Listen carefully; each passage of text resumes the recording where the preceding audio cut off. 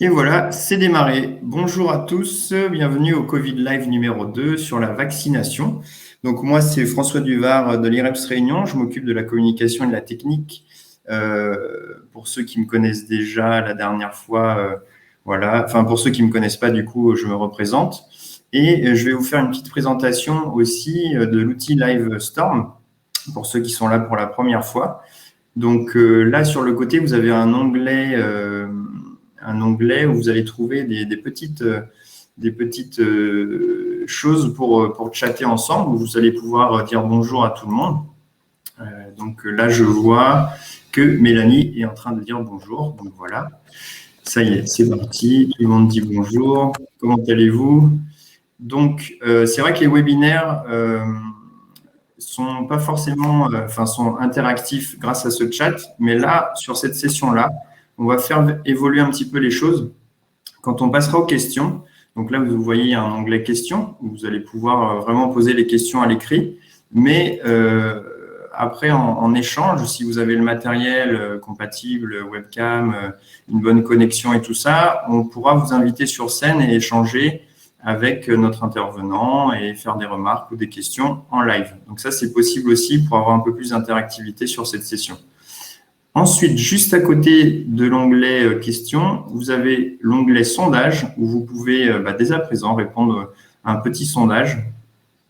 Donc vous verrez, je vous laisse découvrir un petit peu ça. Ouais, on va prendre le temps pour le sondage après. Voilà, OK. Et puis, le dernier onglet, participants, où vous pouvez voir qui est connecté à ce webinaire. Donc, je crois que je n'ai rien oublié. J'ai fait le tour là-dessus. Donc, je passe la parole à Cédric Pedre, directeur de l'IREPS. Voilà. Bonjour à tous. Donc, du coup, François m'a présenté. Je m'appelle bien Cédric Pedre et je suis bien directeur de l'IREPS Réunion. Nous organisons ces webinaires et enfin, nous pilotons finalement ce dispositif avec l'Agence régionale de santé. On collabore avec Santé publique France également sur ce dispositif d'appui aux communes qui vise à déjà permettre à chaque acteur dans les communes et ses partenaires de pouvoir avoir accès aux connaissances et aux informations nécessaires pour pouvoir agir sur le terrain en termes de prévention, de promotion des gestes barrières, d'information aussi sur les dispositions et dispositifs en cours par rapport à la crise sanitaire. Donc, mardi dernier, nous nous sommes retrouvés pendant presque 2 heures. Nous avions un invité qui était le docteur Gahuzer et nous avons pu faire le point sur les connaissances sur la maladie, les connaissances actualisées, ce qui est une particularité en fait de la crise et finalement de cette thématique, c'est que les choses bougent. Ce qu'on dit aujourd'hui peut-être ne sera plus vrai demain. Et donc l'intérêt de ces webinaires et de ce dispositif, c'est d'avoir finalement ce lieu où l'on peut se retrouver et mettre à jour nos connaissances. Le programme du jour. Alors déjà, merci à tous d'être venus. Nous avons convié pour l'intervenant du jour le docteur Marie-Pierre Moiton du CHU, infectiologue. Maintenant, ils sont au CHU. Il se pourrait qu'ils ont des patients, ils ont des urgences. Donc, ça pourrait arriver qu'elles puissent avoir du retard ou des difficultés à nous rejoindre. Mais on saura, je pense, s'adapter. Alors, programme du jour. Nous avons donc un petit peu moins de 2 petites heures devant nous. Ce que je vous propose de faire, c'est que dans un premier temps, on va s'échauffer un petit peu l'esprit. On va faire un petit sondage pour vous. C'est un petit sondage qui reprend un peu quelques éléments que l'on a évoqués la semaine dernière. C'est un petit test de connaissance, c'est un quiz. Rassurez-vous, il n'y a aucune ni sanction ni récompense qui est envisagée au terme de ce sondage. En plus, je ne suis même pas sûr qu'on puisse savoir qui a répondu quoi. Mais c'est intéressant de savoir où vous en êtes par rapport à ce qu'on a pu se dire mardi. Donc après, je vais vous laisser le temps de répondre à ces sondages. Donc ça, on va commencer par ça. Deuxième temps, ce que je vous propose, nous avons été sensibles à ce que vous avez pu nous dire mardi. Donc l'intérêt aussi de ces rendez-vous webinaires, c'est aussi l'échange que ça peut permettre entre les différents acteurs et les différentes communes. Et c'est vrai que via le chat, comme disait François à l'écrit, alors certes, ça le permet quand même un peu, mais ce n'est pas ce qu'il y a de plus idéal. Donc ce que je vais vous proposer, c'est qu'on va faire un tour de table des communes, qu'on va faire monter sur scène. Monter sur scène, bien sûr, c'est une image, c'est le vocabulaire de ce logiciel de webinaire, c'est-à-dire de pouvoir finalement être visible et audible et de pouvoir s'exprimer oralement et pouvoir dire dans ce tour de table simplement dans chaque commune qu'est-ce qui est fait, où est-ce que vous en êtes actuellement, qu'est-ce qui est fait ou qu'est-ce qui est prévu en termes de mobilisation, de relais d'information, que ce soit en termes d'action ou tout simplement de relais par rapport à ce dispositif, par rapport par exemple à ces webinaires. Donc ça serait bien qu'on puisse faire ce tour de table. Après quoi, ce que nous ferons, c'est que nous allons vous présenter, parce qu'on a à peu près tenu nos engagements. François a beaucoup travaillé depuis mardi sur ce fameux document isolement dont vous avez tous fait remonter votre besoin. Donc, on a essayé de faire en sorte qu'il soit disponible le plus vite possible. Et donc, il est aujourd'hui finalisé. On va pouvoir vous le présenter. Et enfin, nous avons prévu un temps, en espérant que le docteur Moiton ait pu nous rejoindre et qu'elle n'ait pas été prise forcément par une urgence, pour répondre à vos questions sur le sujet de la vaccination. Et si ce n'était pas le cas, ne vous inquiétez pas, on pourra reprogrammer, et de toute façon, il est prévu que d'autres sessions soient reprogrammées sur la vaccination, aussi bien avec un infectiologue, par exemple le docteur Marie-Pierre Moiton, ou aussi monsieur Mavingui au centre de recherche sur les maladies tropicales, les maladies infectieuses tropicales. Et il y a une vraie expertise sur le sujet de la vaccination, et notamment la vaccination spécifique au Covid-19. Donc voilà, donc pas de frustration si jamais on n'a pas pu l'aborder aujourd'hui. On pourra vous le reproposer ultérieurement et le plus vite possible. Voilà pour ce qui est du menu du jour. Ce que je vous propose maintenant, c'est de s'échauffer un petit peu. Je vous invite tous à aller immédiatement dans la rubrique sondage. Il y a 10 petites questions qui vous ont été posées. Et prenez le temps d'y répondre. C'est à chaque fois relativement simple. Il faut répondre par oui, non ou oui et non. Hein. Vrai, faux, ou c'est vrai et c'est faux en même temps. C'est un peu la particularité aussi de cette maladie, de ce virus, c'est que tout n'est pas forcément tranché. Et il y a des choses aujourd'hui où on ne sait pas encore vraiment. Et c'est un peu la difficulté. Mais il faut que nous apprenions à composer avec, y compris quand nous intervenons devant les publics. Alors, je regarde un petit peu où en sont les sondages. Il y a quelques participations déjà. Oui, vous êtes timide sur les sondages là, non? Hop là, ça y est. C'est en train d'augmenter. Voilà. Et je vais remettre. Je vais remis dans l'ordre la question 1 en haut. Désolé, j'ai changé. Pour ceux qui étaient en train de répondre, ça a dû bouger là, je pense. Voilà, donc nous avons a priori 16 personnes connectées actuellement, donc j'aimerais bien voir 16 réponses sur les sondages.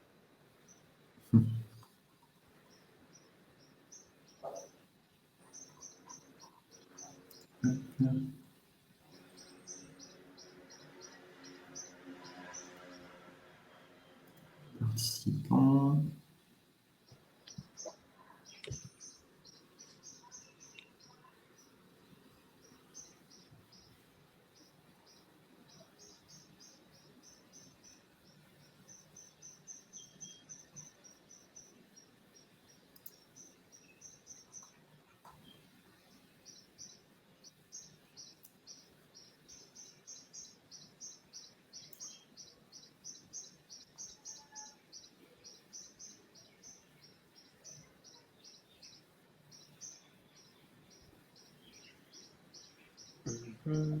Bon.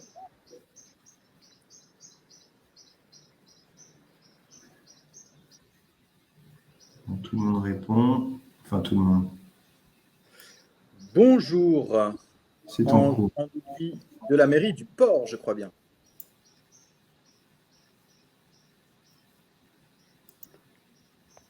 Ouais. Est-ce que je peux voir? Oui, c'est ça. Ah, je vois que...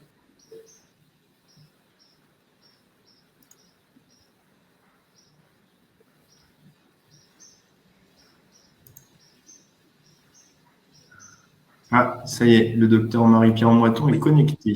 Oui. Ce qu'on peut déjà faire, ce qu'on peut essayer de faire, c'est de tout de suite lui proposer... Je me suis trompé. Voilà. Si. De l'inviter sur scène avec nous, afin qu'on puisse déjà faire sa connaissance.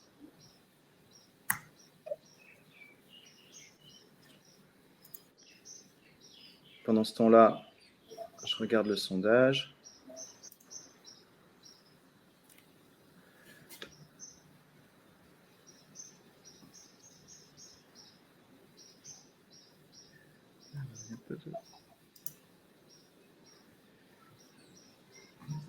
Est-ce que vous avez des difficultés sur le sondage? Voilà. 7 réponses sur la première question à l'instant même. Ouais. Alors, ce qu'on va faire, c'est qu'on peut déjà... Non, mais on va laisser le temps à ce que le sondage se remplisse un peu. Est-ce que le docteur Moiton peut nous rejoindre? Il se prépare.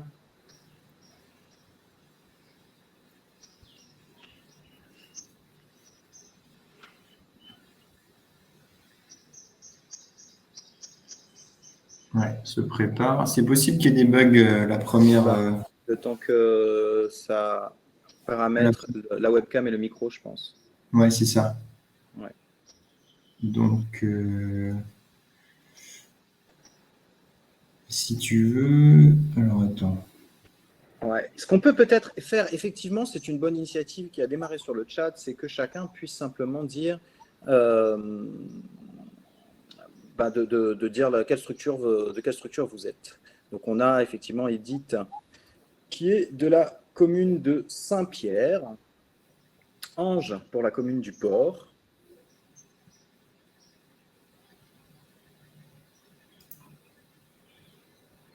Cela permet effectivement d'avoir Karine Payette de la RS de la Réunion.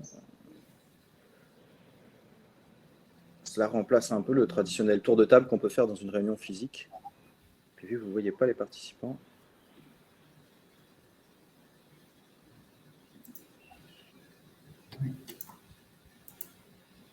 Alors. Bon. Sinon, est-ce que tu as son numéro? Je vais l'appeler et voir avec elle. Non, okay. Je n'ai pas de numéro. Ah, ok. C'est un numéro de service à l'hôpital. Ah ouais, donc alors, du coup, ce qu'on peut faire, c'est qu'en attendant, François, oui. On va démarrer le tour de table, comme je l'évoquais tout à l'heure, des différentes communes. Hélène Lenormand, chargée de mission c'est la possession, c'est ça. Et ben, ce qu'on va faire, c'est que je vais essayer de faire monter sur scène tour à tour les différentes communes et que chacun peut-être va pouvoir nous évoquer où est-ce qu'ils en sont aujourd'hui.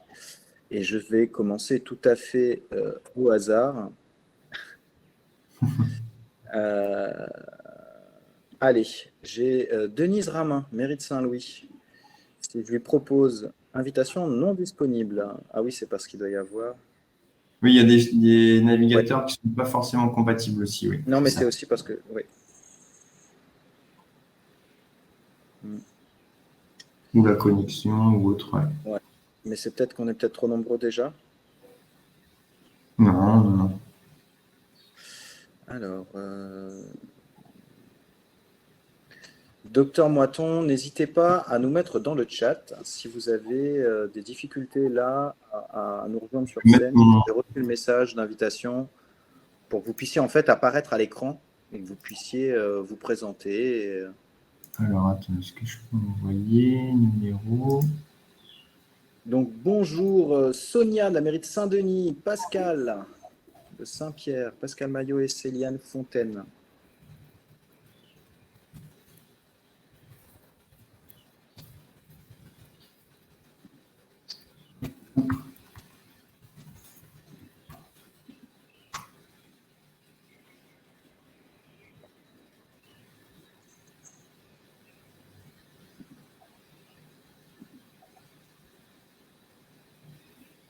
Allez, j'ai invité une personne au hasard à nous rejoindre.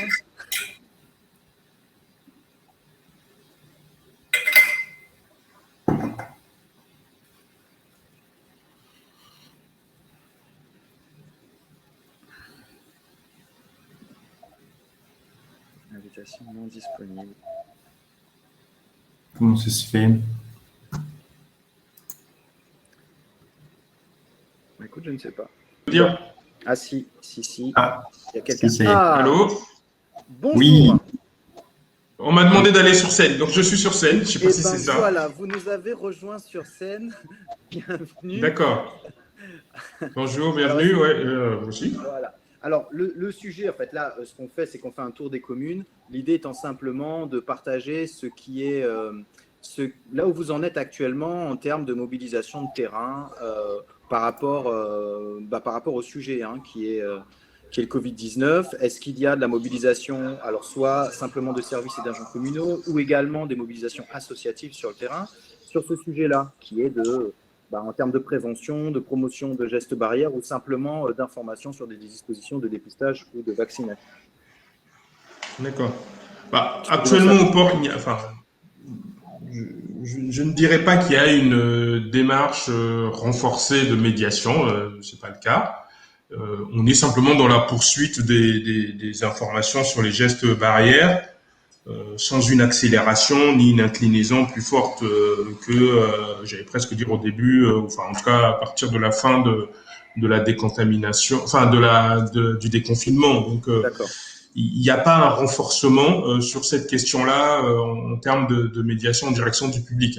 Je crois que mes responsables s'en étaient un peu, je pense, déjà expliqué quand on a reçu la directrice de cabinet du préfet et le directeur de la veille sanitaire. Il n'y avait pas plus de déploiement de médiation, si ce n'est ce qui est très renforcé, c'est les messages et les aménagements en direction des agents de la ville, dans les services, etc. Donc la plupart des services ont une organisation qui retiennent par exemple des référents un peu Covid, qui font remonter les constats et qui font aussi le lien sur les approvisionnements, gel hydroalcoolique, etc., etc. Il y a une organisation qui est visible et structurée au niveau de la ville en tant qu'organisation employeuse. Après, sur le terrain, sur la ville elle-même, il n'y a pas de diffusion d'une démarche de médiation un peu renforcée. Donc, c'est pour ça aussi qu'on s'associe ici au recueil d'éléments pour pouvoir avoir ce qu'il faut pour éventuellement relayer sur le terrain. D'accord. En termes de mobilisation, par rapport à peut-être ce qui est déjà en place ou ce qui est envisagé, vous êtes sur une mobilisation plutôt service mairie ou travail avec les associations? Pour le moment, c'est essentiellement service mairie. Donc, pour tout ce qui est un peu mobilisation hors de la sphère de la mairie en tant qu'employeuse, c'est pas déployé. D'accord. Et est-ce que c'est envisagé ça? Je le souhaite, mais j'attends le retour de mon parapheur avec la convention, etc. Parce que c'est pas précisé à l'heure d'aujourd'hui. D'accord. Ce qu'on va, de toute façon, il y aura la semaine prochaine, sur le webinaire de la semaine prochaine, qui est davantage sur les stratégies d'action. On sera amené peut-être à reparler de ça. D'accord. Voilà, qui et comment déployer des actions en termes de partenariat également. Merci beaucoup. Je vais vous permettre maintenant de descendre de la scène. Comment on fait là pour descendre ? Je vais quand même regarder des questions. Il y a une question qui vous a été posée par Marie Hamon. Comment êtes-vous organisé sur le télétravail ?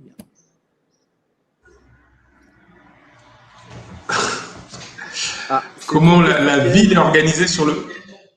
Non, pas spécialement. C'est simplement que j'ai pas la visibilité à mon niveau. La visibilité, si je l'ai au travers des notes de service qui peuvent être envoyées. Et il n'y a pas eu une note de service qui relayait notamment les préconisations du préfet sur plus de renforcement sur le télétravail. En tout cas, du point de vue de la direction générale. Il y a des dispositions dans les différentes directions où il y a plus de souplesse. Je vois par exemple au CCAS, on a plus de souplesse à faciliter le télétravail des agents qui en font la demande. Voilà. Il n'y a pas une incitation forte à ce qu'il y ait du télétravail, mais il y a une réponse plutôt plus souple pour des agents qui en feraient la demande, etc. Donc la difficulté, elle tient simplement parfois des aspects techniques pour pouvoir faire ce télétravail. Donc là, et chez nous, par exemple, on a l'opportunité d'un ordinateur qui est un peu mobile du fait du départ d'un agent, et on l'utilise pour favoriser du télétravail, j'allais dire ponctuel. C'est pas structuré spécifiquement par rapport à la situation Covid. C'est-à-dire qu'il y a les agents qui avaient déjà des demandes de télétravail, donc qui le font. Moi, je fais partie de ceux-là. J'ai une journée de télétravail, même si je n'y suis pas régulièrement. Mais il y a une propension à être beaucoup plus souple, voilà. Mais ça pourrait être plus structuré, je vous le concède. Très bien, merci beaucoup. À ce qu'on entend par là, alors éventuellement, les autres qui seront amenés à venir sur scène, évoquer là où ils en sont, peut également dire un mot sur ce sujet du télétravail. Moi, ce que j'entends dans ce que vous dites aussi, il y a une part d'organisation et il y a un frein qui semble être un frein non négligeable, qui est celui du matériel, en fait. Oui, en tout cas pour les catégories d'agents qui ne sont pas Ouais. d'ores et déjà dotés. Hein, ça Oui, c'est concerne ça. beaucoup C'est ça. les assistantes, etc. Très bien, merci beaucoup. Je vais vous De rien. permettre de descendre de scène. D'accord. Voilà, et j'ai invité à nous rejoindre Monsieur Gélin David. Le temps, je pense qu'il se connecte.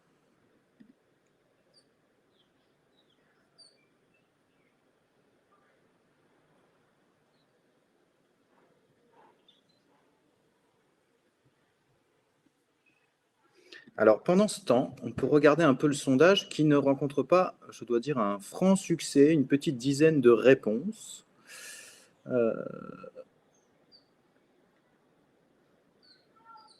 Mais on va attendre encore un peu avant de discuter un peu sur les différentes réponses. Ah, Monsieur Gélin, bonjour. Bonjour, vous m'entendez? Bonjour, Monsieur Oui, Pedre. on vous voit et on vous entend. Bien. Alors, bonjour à tous. peut-être vous laisser évoquer un petit peu qui vous êtes et puis vous savez un petit peu ce qui est le cadre de ce tour de table, quoi. Où est-ce que vous en êtes, qui vous mobilisez, comment, etc. Alors bonjour. Donc je suis référent sécurité sûreté à la mairie de Saint-Louis. Donc gestionnaire de crise. Donc forcément pour la crise sanitaire, je suis de plus en plus sollicité aujourd'hui. Donc j'interviens déjà, je veux dire en tant que référent État et ARS pour tout ce qui est communication collectivité ARS. Et donc, on est en charge de tout ce qui est tracing, déjà au sein de la collectivité, au sein des écoles quand il s'agit du personnel communal. Et donc, je fais le lien et puis et on apporte aussi nos préconisations sur les différentes continuités de service, les plans de continuité de service. Alors, j'ai pas tout suivi au début, je suis un peu arrivé en retard, je m'en excuse. Mais il n'y Alors, a pas, je sais pas. La question, c'est aussi finalement en termes de mobilisation par rapport à finalement le sujet de ce dispositif et de ce webinaire. On parle en fait de mobilisation sur un territoire, donc territoire communal, pour la prévention notamment, c'est-à-dire la promotion des gestes barrières. Ça peut être également l'information sur des dispositifs comme des dispositifs de dépistage ou de vaccination ou de tracing. Voilà. Où est-ce que vous en êtes aujourd'hui ou qu'est-ce qui est prévu? Qui vous mobilisez-vous? Comment vous le faites? Est-ce que vous avez pu relayer l'information, par exemple, sur ces webinaires dans votre réseau de partenaires de terrain? Voilà, c'est un petit peu ce sujet-là qu'on souhaite échanger. Alors, ce qui est acquis aujourd'hui, c'est que l'ensemble des services, quand ils sont confrontés à une situation Covid, ils savent à qui s'adresser aujourd'hui. Il y a vraiment un seul référent sur la commune et donc ils s'adressent à moi. Donc, tout ce qui est promotion, le site, en tout cas, nous avons une collectivité aujourd'hui qui s'appuie beaucoup sur la communication Internet et sur le Facebook de la mairie. Donc, on communique beaucoup là-dessus. On a un centre Covid de dépistage qui est permanent à Saint-Louis du lundi au vendredi, tous les matins. Donc là aussi, je veux dire, les gens aujourd'hui ont pris cette habitude. C'est-à-dire qu'à un moment, on allait dans les quartiers pour essayer de mobiliser là où il y avait des cas qui étaient indiqués par l'ARS, mais on s'est rendu compte que finalement, d'avoir un seul point d'accès sur la commune et les gens, ils y accèdent plus facilement et ils savent où c'est finalement, ils se posent plus de questions quand ils ont un problème, ils vont se faire dépister. On a également mis en place, vous êtes informé, Monsieur Pedre, avec le Rotary. Donc on fait des actions, 2 actions par semaine avec un stand de prévention santé, avec le service de prévention santé de la collectivité du CCAS, où on a travaillé avec EvoFlyer maintenant qui ont été mis à jour. Et nos flyers aussi, nous, qu'on avait du coup édités en attendant ces nouveaux flyers. Donc, on fait des actions devant les centres commerciaux, devant la poste quand il y a beaucoup de monde dans le mois, enfin début de mois, sur les marchés forains. Donc, toutes les semaines, on a des actions comme ça de prévention où on essaie de toucher un maximum de monde pour sensibiliser sur ces actions. Là encore, ce matin, j'étais sur une école où il y a 2 classes de fermées, où les parents ont beaucoup d'interrogations. Donc, forcément, je veux dire, ils ont besoin d'entendre aussi un message qui les rassure. Et après, la peur irrationnelle que certains parents ont, je veux dire, ça aussi, c'est pas facile non plus des fois à gérer. Et je veux dire, la peur n'est pas forcément égale au danger qui existe. Donc ça, c'est bon, il faut gérer ça tous les jours. Sur la vaccination également, je veux dire, nous avons mis un centre éphémère sur les MAC le 8, à partir du 8 avril. On a vacciné plus de 100 personnes, je crois, sur les MAC. Donc ça, c'est ce qui a été décidé. Il n'y a pas de centre de vaccination sur Saint-Louis parce que celui qui a été ouvert à Pierrefonds, à l'aéroport, près de l'aéroport, est tellement à proximité de la ville que pour ceux qui veulent se faire vacciner, je veux dire, on a pour l'instant laissé ce centre démarrer et voir s'il y a d'autres actions de proximité à faire sur la ville. Voilà, je crois que j'ai fait à peu près le tour. J'ai sûrement oublié des choses, mais donc je pensais pas intervenir. C'est pour ça que j'ai rien préparé. Et puis je suis un peu débordé. C'était pas à préparer, c'était de faire un tour de table comme ça. Et puis c'est une façon aussi de rendre le webinaire plus interactif et plus d'échanges et pas s'en tenir qu'au chat écrit. En tout cas, merci beaucoup. Mais c'est moi qui vous remercie. Donc voilà, donc à Saint-Louis, l'équipe d'animateurs prévention, c'est ça, c'est surtout eux qui font le travail de terrain. Le service de prévention santé avec le Rotary, bon, mon service également, parce que mon assistante y participe également. Donc, 2 fois par semaine, on est sur le terrain pour essayer de toucher du monde, discuter, voilà, montrer que la collectivité est impliquée là-dedans aussi. Et Madame le maire suit ça de très près. Est-ce qu'ils sont intéressés ou ont la possibilité de suivre ces webinaires ou tout du moins de regarder les replays? Oui, la possibilité, oui. Là, par exemple, mon assistante est connectée également, donc on suit le webinaire. Monsieur l'adjoint santé était invité également, je ne sais pas, parce que lui, il est aussi sur tellement de sujets que donc c'est Monsieur Chan. Je ne sais pas s'il est présent, je n'ai pas regardé, moi je pense pas. Mais voilà, donc lui aussi, il a la possibilité de regarder derrière, de revisionner le webinaire. De toute façon, on retransmettra en tout cas le webinaire à nos différents partenaires qui interviennent sur le stand de prévention santé. C'est ça, le sujet, c'était aussi comment les animateurs, en fait, ceux qui sont sur le terrain, comment ils ont accès à ce webinaire, ou en tout cas, comment leur donner accès à cette information un peu mise à jour, parce que comme vous dites, il y a plein de questions. La réponse n'est pas souvent facile à cette question. Parfois, la réponse, elle a changé par rapport à il y a 3 mois. Et donc, la question, c'est est-ce que finalement, c'est un bon support, ces webinaires, pour leur donner accès à cette information? Il y a François qui souhaite dire un mot? J'ai une petite info. Pardon, j'avais coupé le son. Comme le docteur Moiton est au CHU, il y a un pare-feu qui empêche de participer en live comme ça. D'accord. Voilà, mais j'ai une solution. C'est de l'appeler et de la mettre en haut-parleur sur mon téléphone. Et puis, du coup, va pouvoir se présenter. Donc, quand on lui donne la parole, on peut le faire. Voilà, exactement. Il suffit que je l'appelle, elle est au courant, il n'y a pas de souci. Donc voilà, c'était pour donner cette petite info. On peut continuer le tour de table. Merci beaucoup, François. On reviendra donc vers le docteur Moiton. Ça marche. Juste pour terminer, M. Pedre, par rapport aux mises à jour et aux consignes qui changent régulièrement, moi, je suis en lien tous les jours avec la cellule de crise ARS. On a en permanence ou le docteur Geiser, le docteur Ashminov, ou enfin d'autres médecins qui sont présents, docteur Peton. Donc, c'est vrai qu'on est forcément, je veux dire, on est à jour et l'information passe également auprès des agents préventeurs qui sont sur le terrain. Très bien. Merci beaucoup. Je vais également vous permettre de descendre de scène et j'invite à tout hasard Edith de la commune de Saint-Pierre à nous rejoindre si son matériel le permet.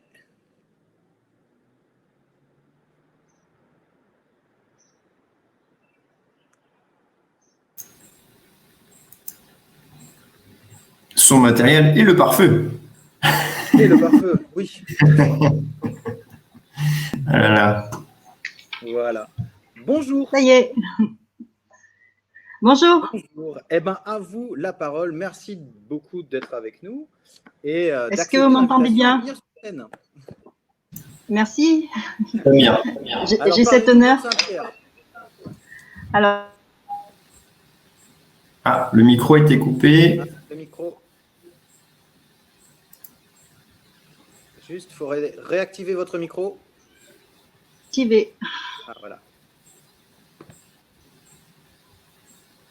C'est bon. C'est bon. OK. Donc, j'étais en train de taper une réponse justement à votre question. Et donc, je me présente, je suis Edith de Chalut, coordinatrice CLSPD, plus spécifiquement, c'est la gestion des problématiques de sécurité et de prévention de la délinquance. Donc, moi, je suis plutôt en appui sur le terrain, avec la médiation, avec les services civiques, avec la population. Et j'appuie également Monsieur Maillot, qui est plutôt dans la gestion interne de toute cette problématique Covid qu'on subit actuellement. Voilà, donc pour compléter ce que vous disiez, oui, on est la ville de Saint-Pierre est fortement active sur ces questions depuis l'année dernière. La fin du premier confinement, les équipes ont été missionnées à aller à la rencontre de la population pour les aider dans ces problématiques qui étaient de plus en plus lourdes pour eux. Le relais au CCAS, les personnes isolées, les difficultés quotidiennes. Et ensuite, nous avons mis le pied de plus en plus en avant par rapport au protocole, par rapport aux gestions de respect des gestes barrières. Et depuis un an, on a vu une évolution des comportements de la population qui accepte de plus en plus de lui dire ce qu'elle doit faire. Porter le masque, essayer devant les écoles notamment, il y a beaucoup de conflits quelquefois entre les parents qui portent un masque et ceux qui ne portent pas. Et ça peut monter très vite. Donc, au quotidien, c'est assez compliqué sur ce respect des gestes barrières. La commune, ensuite, elle a continué à aider la campagne de l'État. On est parti poser les affiches chez les commerçants pour se faire vacciner, pour continuer à diffuser les bons messages. Aussi, on soutient sur les stands de dépistage, puisqu'il faut du personnel, pour pouvoir accueillir, guider les gens, les orienter, donner l'information, voilà. En termes de partenariat, quand vous dites « on », c'est essentiellement des services communaux ou il y a des partenariats externes avec les acteurs associatifs notamment? Comme on est dans ce réseau-là, on utilise les agents communaux avec la bonne information, vont eux-mêmes diffuser le message avec les associations, les adultes relais, les éducatrices de rue qu'on a aussi sur le territoire, et nos propres jeunes ambassadeurs des quartiers qui sont en service civique. D'accord. Et donc, vous avez la possibilité de pouvoir leur relayer, en fait, ces informations qu'on peut faire passer à travers ces webinaires. Et, oui, en fait, ça, c'est une chance. Tout à fait. C'est une chance puisqu'on avait déjà constitué ce réseau avant, dans la tranquillité publique et la proximité, que ce soit dans les quartiers prioritaires ou non. Donc, on continue à diffuser ces messages. Très bien. Eh ben, merci beaucoup. Je vous en prie. Voilà. J'invite maintenant, je crois que nous n'avons pas encore eu la mairie de la Possession. J'ai donc invité Hélène Lenormand et je vais permettre à Edith de descendre de scène. Voilà. Et puis après, je prépare toujours, comme ça personne n'est pris trop au dépourvu. Je crois que la mairie de Saint-Denis qui est présente également, on fera monter sur scène après. Bonjour Hélène. Bonjour, bonjour à Cédric, bonjour François, bonjour à tous. Est-ce que vous m'entendez bien? Oui. Oui. Donc Hélène Lenormand, je suis chargée de mission prévention santé au niveau du CCS de la Possession. Donc moi je vais vous parler CCS et non pas ville, même s'il y a des actions qui sont mises en place sur la ville. Sur cette crise Covid, nous... Déjà, au niveau du CCS, on est assez actifs depuis l'année dernière. On a pu mettre en place un réseau de bénévoles lors du confinement. Et puis là, aujourd'hui, au quotidien, on a des actions quand même de prévention, voilà, dans les écoles, sur les places du marché forain, chez les commerçants. Et on a aussi des campagnes de dépistage qui ont lieu très fréquemment sur le lundi, particulièrement au niveau du Leader Price sur le parking. Et on a aussi 4 panneaux qui diffusent des informations dans divers quartiers de la ville. Et donc, on prône le dépistage, la vaccination, l'isolement quand il le faut. Et notamment aussi, moi, je suis référente Covid sur le CCAS, mais aussi je suis référente au niveau de la CTAI, la cellule territoriale d'aide à l'isolement. Donc, on a été interpellé à plusieurs reprises sur des personnes en situation d'isolement qui ont besoin d'aide. Donc, moi, je gère cette plateforme et ce volet entre la préfecture, la Croix-Rouge et les différents acteurs pour venir en aide aux personnes qui sont isolées. Très bien, merci beaucoup. Des petites questions au niveau peut-être prévention. Nous, on a un service de prévention qui est géré par Vincent Leroux. Donc, on a des diffusions en interne. On a pu mettre en place le télétravail pour ceux qui le pouvaient. Donc, nous, actuellement, au CCS, on a 2 voire 3 jours de télétravail par semaine. Donc, ça se déroule plutôt bien. Contrairement à la mairie du Port, au niveau du CCS, nous, on a réussi à s'équiper de matériel pour pouvoir permettre ce télétravail dans des bonnes conditions. Merci beaucoup. Je vois que vous suivez le chat également. La question a été rappelée. Effectivement, ça serait bien qu'on évoque aussi ce sujet du télétravail à chaque fois que la mairie monte sur scène, parce que c'est effectivement intéressant. Et puis, c'est une des consignes fortes du moment de le privilégier au maximum et de manière systématique. Moi, c'est ce que j'essaye de faire passer comme message, même si ce n'est pas encore dans toutes les mentalités de télétravailler. Il faut déjà avoir un endroit qui le permette. Ce n'est pas facile pour tout le monde. Il y a ce souci aussi, est-ce qu'on a un ordinateur? Est-ce qu'on a une bonne connexion Internet? Est-ce qu'on est dans des bonnes conditions pour travailler à la maison? Donc, ce n'est pas toujours évident. Après, les choses se font quand on a l'envie et avec du dialogue. Mais c'est comme toutes les choses, ça prend aussi un petit peu de temps. Il y a beaucoup d'échanges à avoir. Et je vais rebondir aussi sur la vaccination, parce que moi, mon rôle aussi, c'est de parler du vaccin. Au sein de ma collectivité, on a des personnes qui sont assez hermétiques encore. Et avec plusieurs collègues, on essaye de faire passer des messages, non pas pour les forcer. Et moi, par exemple, hier, je suis allée me faire vacciner. Donc, j'ai eu ma première dose de Pfizer. Donc, je n'ai pas de 3e œil, je vais plutôt bien. Donc la prévention passe aussi pour parler aussi de ce qu'on vit. Donc, moi, j'essaye de conforter les gens et de les rassurer en disant qu'il faut faire bénéfice-risque et qu'on arrivera à vaincre ce virus en vaccinant la population. Très bien. Merci beaucoup pour tous ces éléments. Merci à vous. Et effectivement, sur la vaccination, comme François a trouvé une façon qui fonctionnera de pouvoir échanger avec le docteur Moitou, on pourra évoquer ces sujets. Concernant le télétravail, ma foi, j'ai la parole, je peux peut-être donner notre situation à nous, mais nous, on a une situation peut-être qui le facilite davantage par rapport à une commune, puisqu'on est une toute petite équipe.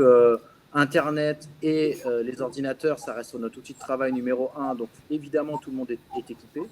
Et donc, c'est vrai que nous, depuis l'année dernière, en fait, depuis le confinement, il y a une organisation qui tourne autour du télétravail. On était sur 2 jours par semaine pour tout le monde. On est passé à 3 jours depuis le couvre-feu à 18h. Ça, c'est bien. Voilà, ça nécessite néanmoins une organisation et un certain nombre de... Voilà, il faut que le lien puisse exister à travers l'équipe. Il doit y avoir toujours des rendez-vous réguliers. Il y a aujourd'hui, alors, il y a un volet très technique dans le télétravail qui est également important, ma foi, parce que ça peut être très inconfortable si la technique ne suit pas. Donc, et ça va de mieux en mieux, en fait, parce que les différents logiciels de visioconférence ou de webinaire proposent aujourd'hui de plus en plus de fonctionnalités qui permettent de travailler également dans une certaine convivialité, et ça fonctionne de mieux en mieux. Donc, voilà, mais il faut se tenir à jour et il faut suivre ça. Et il y a peut-être un enjeu de formation aussi sur le télétravail, sur l'utilisation de ces logiciels qui permettent d'animer des réunions, d'avoir des outils, de pouvoir continuer à faire des choses telles qu'on le faisait, comme la formation ou la co-construction. Voilà, je ferme la parenthèse IREPS sur le télétravail et je dis que j'ai invité Saint-Denis à venir nous voir. Alors pour Saint-Denis, nous avons, alors peut-être pas pour la mairie, mais pour la FEDEP en fait, Julien Ball, si je peux, est-ce que je peux inviter Julien? À plus, Hélène. Merci beaucoup, Hélène, et on va descendre de scène.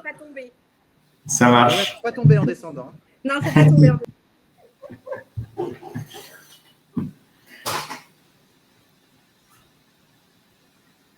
Alors. Ouais, j'ai invité monsieur Julien Ball à nous rejoindre en espérant que la technique puisse suivre. En attendant le sondage, est-ce qu'il a avancé un tout petit peu? Nous n'avons pas beaucoup plus de réponses. Pas beaucoup plus, mais je pense que si on nous enlève nous et. Alors attendez. Ouais, c'est ça, on y est quoi. C'est pas mal, hein. C'est pas mal quand même. Ok.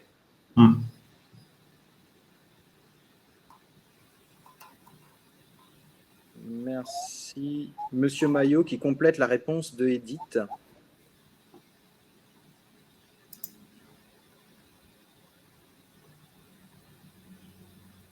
Invitation.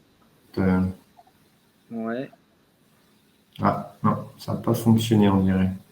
Ça n'a pas fonctionné. Alors, nous avons plusieurs autres personnes de Saint-Denis, je crois.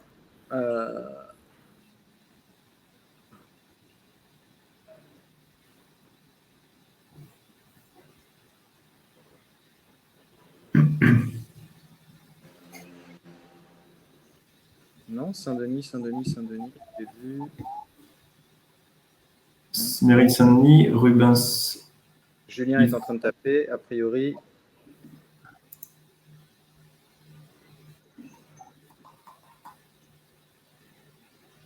Désolé, je vous écoute peut-être tout à l'heure.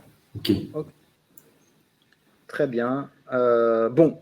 Il y a Mélanie qui nous dit sur le chat modérateur, Sonia Tinjapermal. Je ne sais pas si je dis le nom. Merci Mélanie. Et je vais donc inviter sur les conseils de Mélanie, Sonia. Invitation est partie. J'espère qu'elle pourra nous rejoindre et évoquer la situation à Saint-Denis.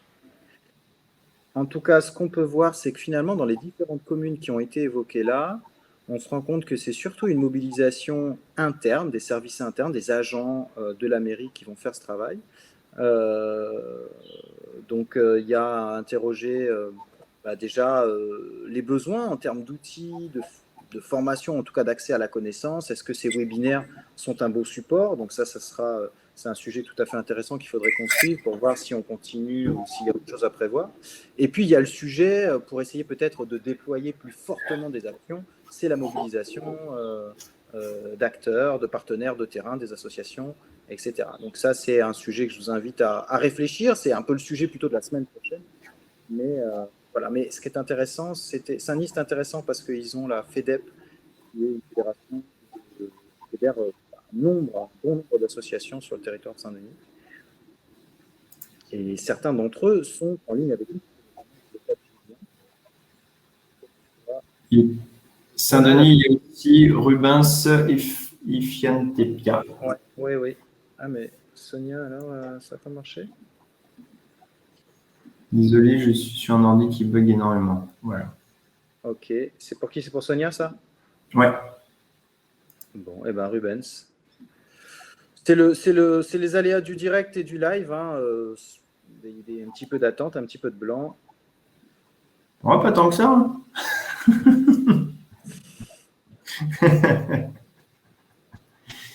Je rigole. On va pouvoir, quelle heure il est? On va pouvoir passer.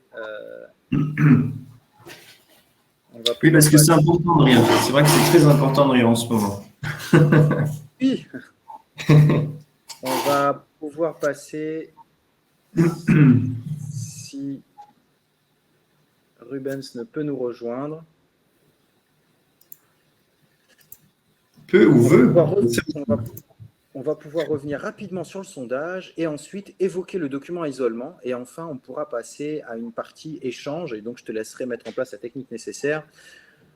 Échange avec Marie-Pierre Moiton. Et là, je voudrais sensibiliser chacun, notamment sur les questions, à essayer vraiment de les saisir plutôt dans la rubrique questions, tout simplement parce que même pour vous, après coup, il sera plus facile de retrouver les questions. Vraiment, il n'y aura que les questions dans cette rubrique. Sinon, ça veut dire qu'il faut se balader dans tout le chat pour aller identifier des questions.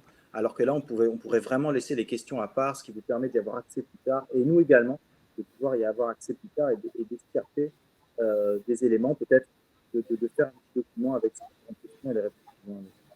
Tout à fait. Et en plus, s'il y a des questions qui vous paraissent pertinentes, vous pouvez voter pour. Il y a un petit bouton, enfin là, il ne s'affiche pas parce qu'il n'y a pas de questions, mais à gauche de la question, vous pouvez voter et ça fait remonter les questions qui vous paraissent les plus pertinentes. Donc voilà, et cet outil-là en plus. Alors, ça me paraît compliqué également pour Rubens, puisqu'il n'arrive pas sur scène. Ouais. Donc, ce qu'on peut faire, on va s'adapter, c'est pas un souci. Ce qu'on va faire, c'est que j'invite, moi, les représentants des mairies qui n'ont pas pu s'exprimer du tout, en fait, en tout cas, les communes dont on n'a pas du tout parlé là ce matin, éventuellement dans le chat, à ne pas hésiter à nous faire un petit point sur, voilà, sur ce qui est en cours sur le territoire, sur les personnes qui sont mobilisées, sur le télétravail, etc. Ça nous fera un petit état des lieux de la situation. Et éventuellement de demander, ne pas hésiter, si vous souhaitez monter sur scène, que vous avez quelque chose à dire, il suffit de dire sur le chat, je veux parler. Et on voit avec vous. Nous sommes rejoints. Ça y est. Bonjour Rubens. Bonjour. Oui, bonjour. Moi, je suis titulaire à la mairie de Saint-Denis. Je travaille sur la source Belle-Pierre. Ben, nous, on est en contact tous les jours avec la population, hein, parce qu'on est souvent sur le terrain et on explique aux gens le problème du Covid, quoi. Donc, quand les gens n'ont pas de masque, il faut les expliquer. Et puis, on est aussi près des écoles, tout ça. Donc, on est tout le temps sur le terrain, quoi. Pour expliquer. Comment ça se passe quelles sont, déjà, c'est quoi les principales difficultés que vous rencontrez dans ce travail, dans ces discussions en fait avec les gens? Bon, il y a des gens qui sont réceptifs, mais d'autres un peu moins. Et puis, quand on voit les gens en masse, on essaie d'expliquer, mais bon, il y a des gens qui comprennent, mais il y a d'autres qui ne veulent rien savoir, quoi. C'est ça qui est un peu compliqué, c'est un peu dommage, quoi. Et bon, à part ça, bon, ça va, quoi. Les gens, je pense, maintenant, ils sont quand même assez compréhensifs et ils acceptent comme assez facilement. Parce qu'ils vous disent souvent, on est en train de marcher, c'est pas évident de mettre un masque, mais après, bon, il faut faire très attention, je pense, avec cette maladie-là. Donc, et les gens, ils commencent quand même à être sérieux. Oui, c'est ça. Il y a quand même, malgré tout, beaucoup de gens qui respectent, mais il y a quand même un certain nombre de personnes avec qui c'est un peu plus compliqué. Et du coup, échanger avec eux, c'est difficile? Non, pas vraiment. Il faut trouver le bon, comment dire, le bon principe et être en confiance, quoi. Les mettre en confiance. Oui, c'est ça. Après, voilà. Les mettre en confiance surtout. Et puis après, bon, comment dire, essayer de rigoler, de les faire rigoler. Et puis après, bon, ça va, quoi. On arrive quand même à discuter avec eux, oui. Bah oui, les faire rigoler. Est-ce que vous avez facilement accès pour mettre à jour vos propres connaissances? Est-ce que des fois, vous êtes dans ces échanges, vous avez, tu vois, vous êtes vous-même un peu en difficulté parce que vous n'avez pas forcément l'info ou vous avez des doutes? Vous êtes régulièrement à ça? Oui, on a fait quand même des petites formations avec quelqu'un de la mairie de Saint-Denis.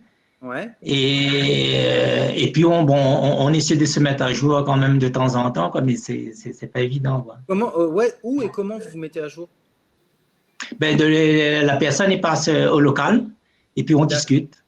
D'accord, très bien. Bon. Et ces webinaires-là, ce qu'on fait là, c'est de nature à pouvoir vous aider dans ce sens-là? Oui, je pense, oui, bien sûr. D'accord. Oui. Vous avez la possibilité de permettre à des collègues de revoir le replay ou même de s'inscrire pour participer? Mais je pense qu'ils sont connectés en ce moment parce que j'ai vu le nom des collègues.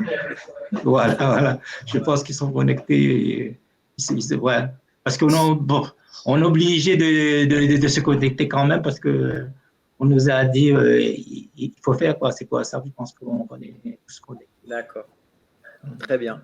Merci beaucoup. Vous êtes sur le terrain, donc naturellement, vous ne télétravaillez pas. Non, pas du tout. On est toujours à contact de la population. Il faut essayer de mettre la population en confiance, quoi, de ne pas les laisser, comment dire, tout seul, quoi. Toujours à la contact de la population. Et comment vous allez au contact de la population comme ça, dans la rue, sur des lieux particuliers ou vous avez aussi d'autres types d'actions avec eux, peut-être par petits groupes, dehors, ou vous êtes plutôt dans la discussion individuelle sur les lieux publics? Mais ça dépend parce que souvent on est avec, je passe aussi voir les associations et souvent en direct avec des personnes qu'on trouve dans la rue, on discute avec eux, quoi. D'accord. Comme on est tout le temps on bouge tout le temps, on est sur les deux quartiers, le Pierre et la Souasse, donc on trouve quelqu'un, on essaie de discuter avec, essayer d'expliquer, parce que c'est pas souvent évident, quoi. Oui, bah oui. Ouais. C'est pas évident. N'hésitez pas les autres, si vous souhaitez poser des questions, à les mettre dans le chat, je les relayerai avec plaisir. Voilà. Est-ce que des fois ça peut se faire sur des petits groupes? Ben oui. Parce que en fait, et ça on le verra la semaine prochaine, mais effectivement, une discussion individuelle avec une personne, c'est souvent pas très long. Donc, on va à l'essentiel, quelques questions-réponses, et c'est entre 2 et 4 minutes, quoi. En général, on a du mal à mobiliser une personne plus longtemps que ça. L'intérêt de réussir à mobiliser un petit groupe, alors bien sûr, en respectant au maximum les mesures, un petit groupe, pas dans une pièce fermée, avec de la distance, avec le masque, etc. Mais pour pouvoir avoir une réflexion un petit peu collective avec un petit groupe de personnes, ça arrive, ça, c'est possible ou c'est pas envisageable du tout? Oui, quand on est sur le terrain, souvent on trouve beaucoup de jeunes rassemblés. Là, on va vers eux, on discute avec eux, donc c'est vraiment intéressant et souvent ça peut durer comme assez longtemps parce qu'il y a beaucoup de questions à droite à gauche. Donc voilà, donc ça pourrait vous servir des outils un petit peu ludiques, un jeu, des quiz pour vous permettre à animer ces petites séquences-là? Ben oui, pourquoi pas. On essaye de travailler là-dessus. On en sortira très bientôt un qui s'appuie énormément sur le sondage auquel vous avez répondu, ce sur quoi on va revenir dans un instant. Voilà. Merci beaucoup d'être venu échanger avec nous et restez connectés évidemment, suivez le webinaire. Je vais également vous permettre de descendre de scène. Faites attention, ne glissez pas en descendant. Alors, comme promis, on revient rapidement sur le sondage. On estime que tous ceux qui devaient répondre ont répondu. Et je commencerai par la question 1. Ce qu'on avait mis, c'était quoi? J'ai la goutte au nez, la gorge qui gratte, mais je suis un dur à cuire. Je peux aller travailler. Est-ce qu'on est d'accord ou pas d'accord avec ça? Vous êtes une grande majorité, 8 sur 10 à avoir répondu non. Et c'est évidemment la bonne réponse. Alors, j'ai envie de dire à ceux qui ont mis oui, peut-être nous donner leurs arguments sur le chat. C'est intéressant d'en parler. C'est un peu le sujet actuel, notamment sur le milieu du travail. C'est qu'on a tendance parfois à minimiser certains symptômes et à aller malgré tout sur le travail, alors qu'aujourd'hui, la consigne, c'est plutôt de dire prenons des précautions. J'ai des symptômes. Avant de dire que je peux y aller, peut-être déjà je m'isole. Il y a des dispositifs qui peuvent m'aider, notamment sur les arrêts de travail. Je fais un test et à partir du moment où j'ai la certitude qu'il ne s'agit pas de cette maladie, à ce moment-là, je peux aller travailler. Mais c'est surtout ça aujourd'hui la consigne. Question numéro 2. Je suis positif à la Covid-19. Je vois mon conjoint dormir dans la baignoire. Nous nous sommes permis de reprendre l'expression du docteur Gahuzer. Vous êtes la majorité à avoir répondu non. Je ne vois pas mon conjoint dormir dans la baignoire. Et puis après, ça se partage sur du oui et du oui et non. Là, c'est une approche un peu imagée, certes, mais la bonne réponse, a priori, par rapport à ce qu'on avait échangé mardi, c'est plutôt oui. C'est-à-dire à partir du moment où je suis positif, je ne dors pas avec mon conjoint ou ma conjointe. Mais évidemment, peut-être pas forcément dans la baignoire, mais en tout cas, le fond de la question, c'est de dire que quand on est positif, c'est un des principes de l'isolement, c'est je dors seul. Hein, voilà pour cette question-là. Je suis contact d'une personne positive. Donc, je suis contact d'une personne positive. Je dois être isolé, je dois rester isolé 17 jours. Alors, nous avons oui en majorité à 6 réponses sur 10, oui et non pour 4 réponses sur 10. Alors, je pense que la réponse, c'est plutôt, il faudrait que je la vérifie, mais si la question, c'est simplement je suis contact d'une personne positive, je ne dois pas forcément rester isolé 17 jours. Je crois que c'est plutôt 10 jours. Ce qui va faire la différence, ça va être je suis symptomatique ou je ne suis pas symptomatique, ou je vis avec cette personne positive ou je ne vis pas avec cette personne positive. Et c'est ça qui va changer les durées d'isolement. Mais a priori, si je suis juste au contact d'une personne positive, la durée d'isolement étant plutôt 10 jours. C'est ça, François ? Toi qui as fait l'échographie, je pense que tu le connais par cœur. Oui, je le connais par cœur, c'est ça. C'est ça. Le temps du repas et la situation à risque de contamination. Numéro 1, vous avez été une grande majorité, 7 sur 10 à répondre oui, et vous aviez raison, c'est un des moments les plus à risque, d'où certaines mesures qui ont été prises par le préfet, mais ce temps de repas est une mesure particulière. C'est un temps particulier parce que c'est un temps où forcément on ne peut pas mettre de masque. On ne peut pas manger, comme disait le docteur Gahuzer, on ne sait pas encore manger avec le masque.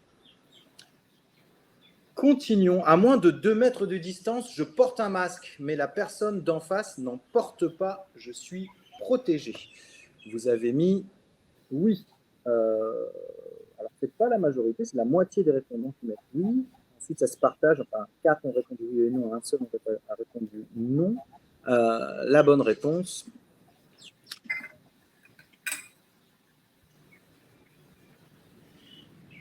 c'est faux.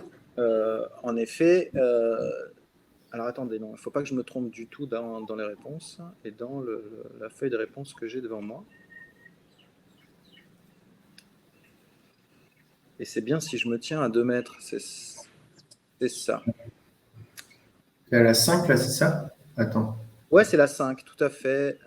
Et la réponse est effectivement, c'est oui et non. En fait, les masques doivent avoir un pouvoir de filtration de plus de 90%.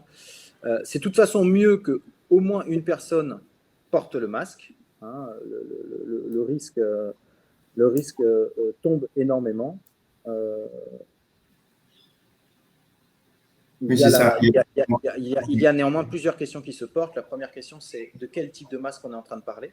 Est-ce qu'il s'agit d'un FFP2? Est-ce qu'il s'agit d'un chirurgical? Est-ce qu'il s'agit d'un masque du commerce ou est-ce qu'il s'agit d'un masque fait maison? En tout cas, s'il s'agit d'un masque fait maison, la réponse est évidemment non, je ne suis pas protégé. Il me semble que déjà un masque chirurgical baisse le risque de contamination déjà dans ce cadre-là. L'idéal aurait été étant évidemment que les 2 personnes portent le masque. C'est ça. En Chine, il se pratique un test de dépistage anal qui est plus efficace que le test nasopharyngé. La réponse est oui, ce test existe en Chine. Est-ce qu'il est plus efficace? Il semblerait que le virus est très présent dans les selles, donc ça pourrait effectivement faire un test qui est très efficace. Vous avez été plus nombreux à répondre non à cette question. Ce n'est pas une fake news. Ce n'est pas une fake news. Si je me tiens à 1 mètre de distance d'une personne et qu'aucun de nous ne porte le masque, nous sommes protégés. Et là, heureusement, vous avez mis en très grande majorité non, 9 sur 10 réponses. Hein, il y a une personne qui doute, effectivement, à une distance si proche, et notamment depuis qu'il y a le variant, parce qu'effectivement, c'est intéressant quand même d'évoquer ce sujet-là, parce que ça fait partie des choses qui ont changé. Si vous vous rappelez bien, l'année dernière, quand on parlait des distances, on parlait d'1 mètre. Donc, effectivement, on aurait pu avoir une position différente en 2020. Au jour d'aujourd'hui, et depuis l'arrivée des variants et du variant sud-africain sur notre territoire, la distance, c'est effectivement 2 mètres, puisque le variant ayant des charges virales plus fortes et plus contaminantes, il y a tout intérêt à agrandir les distances. Tout à fait. Le virus se transmet moins à l'extérieur qu'à l'intérieur. Vous êtes plus nombreux à avoir répondu oui, et c'est en effet vrai, puisque en extérieur, avec l'air qui circule, etc. Je n'ai pas forcément le terme technique adéquat, mais par rapport à être dans une pièce fermée, il y a beaucoup moins de risques. Donc il vaut mieux, et ça c'était une des recommandations du docteur Gahuzer, c'est qu'il vaut mieux être dehors, quoi qu'il arrive. Je rentre dans un ascenseur, je suis seul, mais si quelqu'un a éternué quelques heures avant mon arrivée, il a mis du virus dans l'air, je peux me contaminer. Et la réponse est évidemment oui, si l'ascenseur est un endroit particulièrement clos, qu'il n'y a pas d'extracteur d'air, et que si quelqu'un de positif a éternué dans l'ascenseur, que je ne porte pas de masque, ou pas le bon masque en tout cas, ben, vu les caractéristiques du virus aujourd'hui, et notamment le variant, oui, il y a des chances de pouvoir être contaminé dans ce cadre-là. C'est ça. Il y a une image aussi qui est intéressante. Par exemple, il y a quelqu'un qui a pris l'ascenseur qui portait du parfum. Et ben, vous rentrez dans l'ascenseur, ça sent ce parfum-là. Et ben, c'est comme si vous étiez en train de respirer le virus, en fait. Donc voilà comment on peut imaginer un petit peu ce côté-là. Et par contre, si ça sent plus le parfum, ben, c'est que ça a été aéré. Voilà. Je reprends les mots du docteur Gahuzer parce que je trouve ça très imagé et très concret. Alors, Edith, elle nous met un commentaire concernant, il manque la question numéro 6. Et pourquoi il n'y a pas de question 6 ? La question 6, on l'a enlevée, tout simplement. Et on va partager avec vous pourquoi on l'a enlevée. Pour le moment, parce que nous n'avons pas, on essaye sur chacune de ces questions d'avoir une base scientifique derrière la réponse. D'accord ? La question 6, elle concernait le lavage des masques chirurgicaux. On peut utiliser et laver des masques chirurgicaux. Au jour d'aujourd'hui, nous, on a du mal, en tout cas on ne communique, même si ça a été évoqué comme ça avec le docteur Gahuzer, mais on n'a pas aujourd'hui, nous, un texte et une position officielle et formelle disant ça. Il y a effectivement un certain nombre d'articles et d'études qui ont été menés là-dessus. Néanmoins, la dernière position de la DGS, qui date d'octobre-novembre 2020, donc la Direction Générale de la Santé, a dit non, pour le moment, un masque jetable reste un masque jetable et qu'on manque d'informations sur le sujet pour pouvoir dire « Ok, on peut laver les masques jetables ». Donc, dans ce doute, pour le moment, nous, on ne peut pas mettre comme ça « on peut laver les masques ». On attend d'avoir des informations supplémentaires et des bases scientifiques solides pour pouvoir l'évoquer. On a des articles, en fait, il y a UFCQ Choisir qui a fait quelque chose là-dessus. Il y a également eu, je crois, une étude et un texte du CNRS sur le sujet. Oui. Et il y a également d'autres études internationales. Mais en tout cas, les organismes officiels, elles, n'ont pas encore émis une recommandation officielle de la réutilisation et du lavage des masques chirurgicaux jetables. C'est ça. Voilà. Donc, voilà pour ce qui est du sondage. C'est un score, je crois, si on faisait un peu le point, il est pas mauvais. Et puis surtout, il nous permet de revenir sur ces différents éléments. Est-ce que, rapidement, François, je peux te laisser la main, mettre à l'écran la dernière version du document isolement, afin de le présenter assez rapidement à tout le monde, et puis enfin, permettre l'échange avec le docteur Moiton. Ça marche. Donc, en effet, là, toutes les réponses, enfin, une partie des réponses par rapport au sondage va être sur le document que je vais vous présenter tout de suite. Alors, je vais partager mon écran. Tac. Partager l'écran. Voilà. Et comme ça, je vais vous montrer aussi à quel endroit vous pouvez télécharger ce document dès maintenant. Je l'ai mis à jour hier après-midi, hier fin de journée. Alors, partager. Voilà.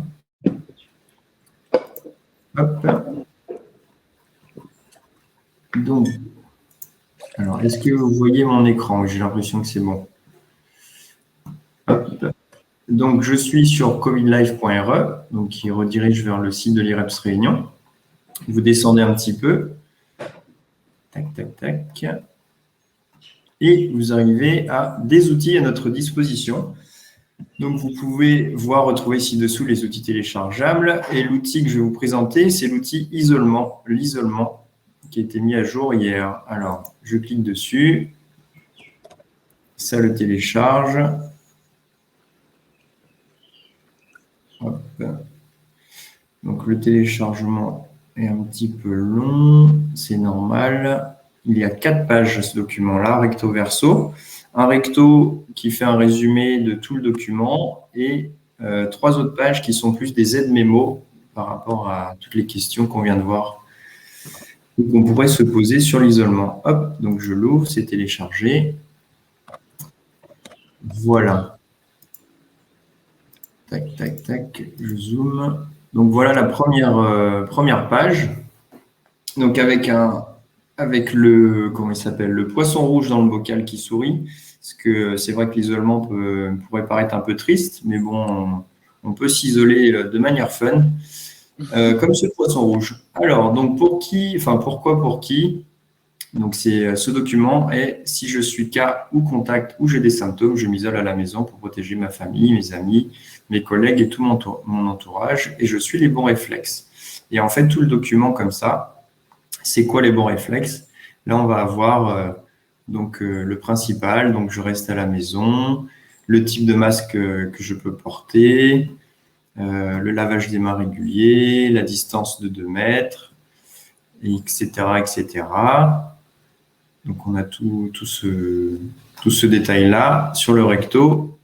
Et au verso, on a combien de temps? Donc, c'est là que c'est un petit peu plus complexe, mais on a une première ligne, je suis cas. Alors, je ne sais pas si vous voyez bien mon écran. Normalement, oui. Oui. Il ne faut pas que je zoome plus. Hein, si je zoome un peu. On aura un peu du mal à lire là quand même, si tu zoomes un peu voilà, plus. Je zoome un peu plus. Donc, la première ligne, je suis cas, qui explique tout de suite, je m'isole 10 jours. Et après, en fonction, si on a des symptômes ou pas, au bout des 10 jours, si j'ai encore de la fièvre, etc. Donc, on peut voir les différentes possibilités.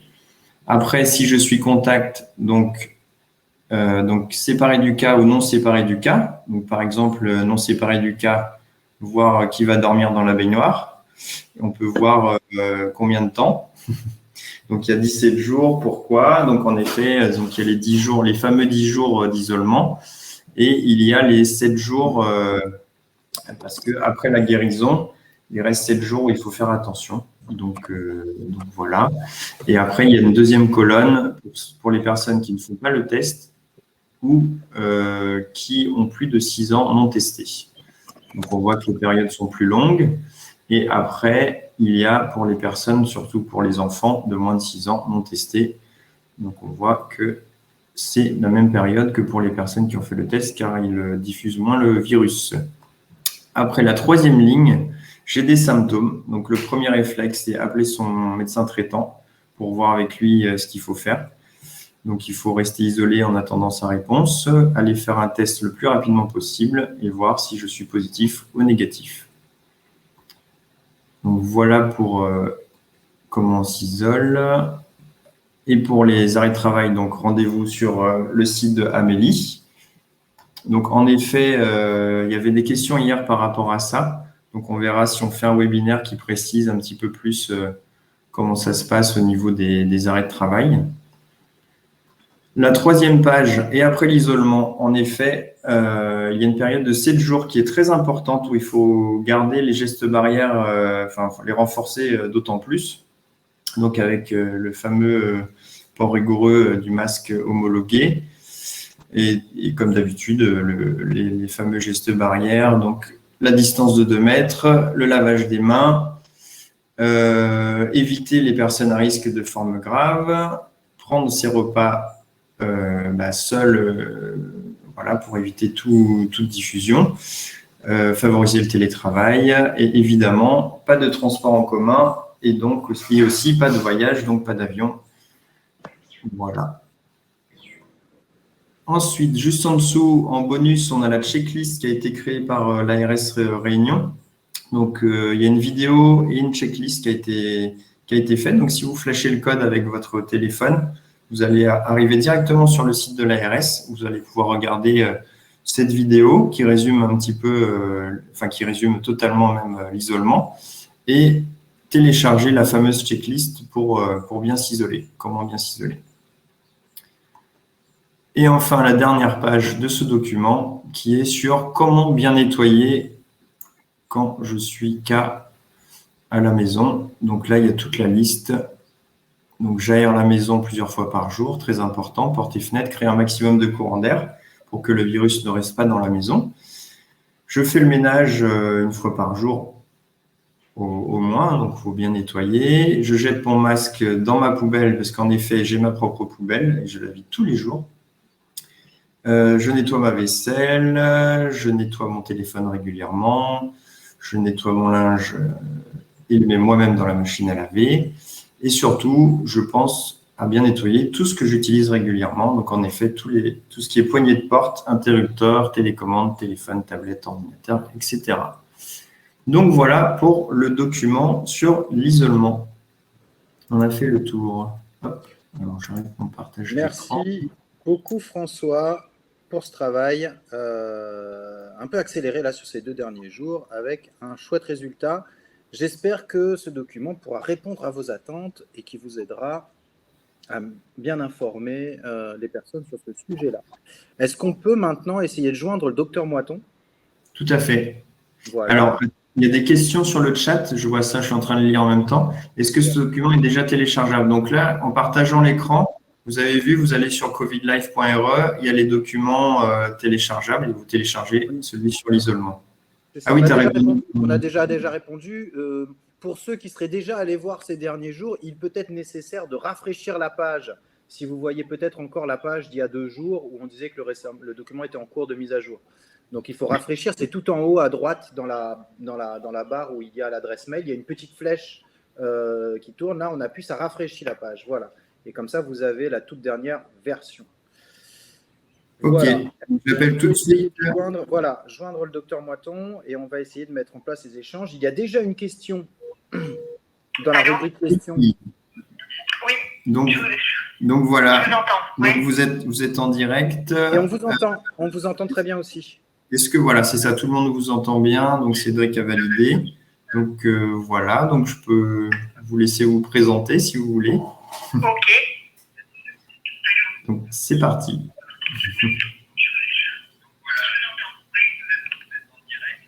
Ah oui, il y a 15 secondes, bah oui, avec le pare-feu. Donc, ce que je vous invite à faire, c'est couper le son de votre côté et vous allez… Je vais couper le son de votre côté, ouais, de votre ordinateur. Comme ça, vous allez être en direct avec nous. Okay, vous allez entendre bien. le son de mon ordinateur et tout ça. Et là, tout le monde vous entend du coup. Voilà. Allô? Oui. Oui, bonjour à tous. Bonjour. Voilà. Bonjour, Marie-Pierre Moiton, donc je suis médecin responsable du service de maladies infectieuses au CHU Nord. Je vous remercie d'abord beaucoup pour votre invitation et j'ai pu écouter l'ensemble des échanges, donc c'était très très intéressant de notre côté parce qu'on voit que vous êtes très très très très actifs, donc ça fait plaisir en tout cas d'entendre tout ce qui est fait autour de la prévention et puis de l'accompagnement aussi des personnes infectées. Oui. Super. Oui. Ouais. Merci. Bah oui. Merci beaucoup. Voilà, parce que c'est vrai que, enfin voilà, on donne beaucoup de conseils nous aussi à l'hôpital, mais le fait d'avoir tous ces relais et de voir tout ce qui est organisé, on le sait, mais d'entendre les gens qui sont sur le terrain en parler, voilà, on voit que c'est très actif et que tout le monde est dans la lutte, donc c'est top. Ça donne du courage. Écoutez, tant mieux si effectivement ça a cet impact-là aussi pour vous. Ce qui est bien aussi dans ces webinaires, c'est que ça permet de le rendre visible parce que quelque part, jusqu'à maintenant, on n'avait pas cet espace d'échange et finalement, on ne savait pas trop ce qui se passait, on ne voyait pas trop cette mobilisation. L'intérêt de ces webinaires, c'est ça. Donc, en tout cas, merci à vous d'avoir répondu présente avec nous aujourd'hui. Je vais vous relancer moi-même avec une première question parce qu'en fait, on a la promotion des gestes barrières, ça c'est une chose qui commence à être, et on l'a vu sur le terrain, il se passe des choses, il y a déjà eu des gens sensibilisés, etc. Il y a un sujet qui est en train de monter, qui est un sujet qui est quand même particulier, qui est en plus un peu médiatique et peut-être même un peu polémique, c'est celui de la vaccination. Et il semble que ce soit quand même un sujet qui va devenir, en tout cas pour les personnes qui sont connectées là, qui sont sur le terrain, ça va devenir un sujet, si ça ne l'est déjà sur le terrain, puisque de plus en plus, il va falloir parler de cette vaccination. C'est pour ça aussi qu'on vous a invité. On avait besoin d'avoir quelqu'un qui soit à l'aise, ou en tout cas qui ait une certaine expertise globalement sur le sujet de la vaccination. Et ma première question, alors non, ce ne sera peut-être pas ma question, je vais simplement faire mon rôle d'animateur et de reprendre la question qui nous a été remontée sur la rubrique questions. C'est Edith qui met vaccination. Comment encourager cette démarche auprès de nos concitoyens dans cette actualité ponctuée de conséquences diverses? Voilà un peu cette question. Alors, j'imagine bien que vous n'avez pas forcément la réponse toute faite, mais qu'est-ce que vous pouvez en dire? Alors, si on a franchement au moins deux réponses, enfin deux gros arguments à donner. Le premier, c'est que les études sur les vaccins qui ont commencé maintenant il y a plus d'1 an, puisque les premières études vaccinales, ça a commencé dès mars 2020, à partir du moment où on a pu identifier génétiquement le virus. Elles permettent aujourd'hui, pour tous les vaccins qui sont mis sur le marché en France et en Europe et ailleurs, de montrer qu'on a vraiment un impact fort sur la mortalité. C'est-à-dire que le vaccin, à titre individuel, c'est démontré à plusieurs reprises, c'est montré dans les études, mais maintenant en vraie vie, c'est-à-dire quand je dis en vraie vie, c'est les populations qui ont été largement vaccinées, donc on cite souvent Israël, l'Écosse, mais même maintenant on voit un petit peu le début aux États-Unis, eh bien on montre que grâce à la vaccination, on diminue le nombre de formes graves et aussi la mortalité.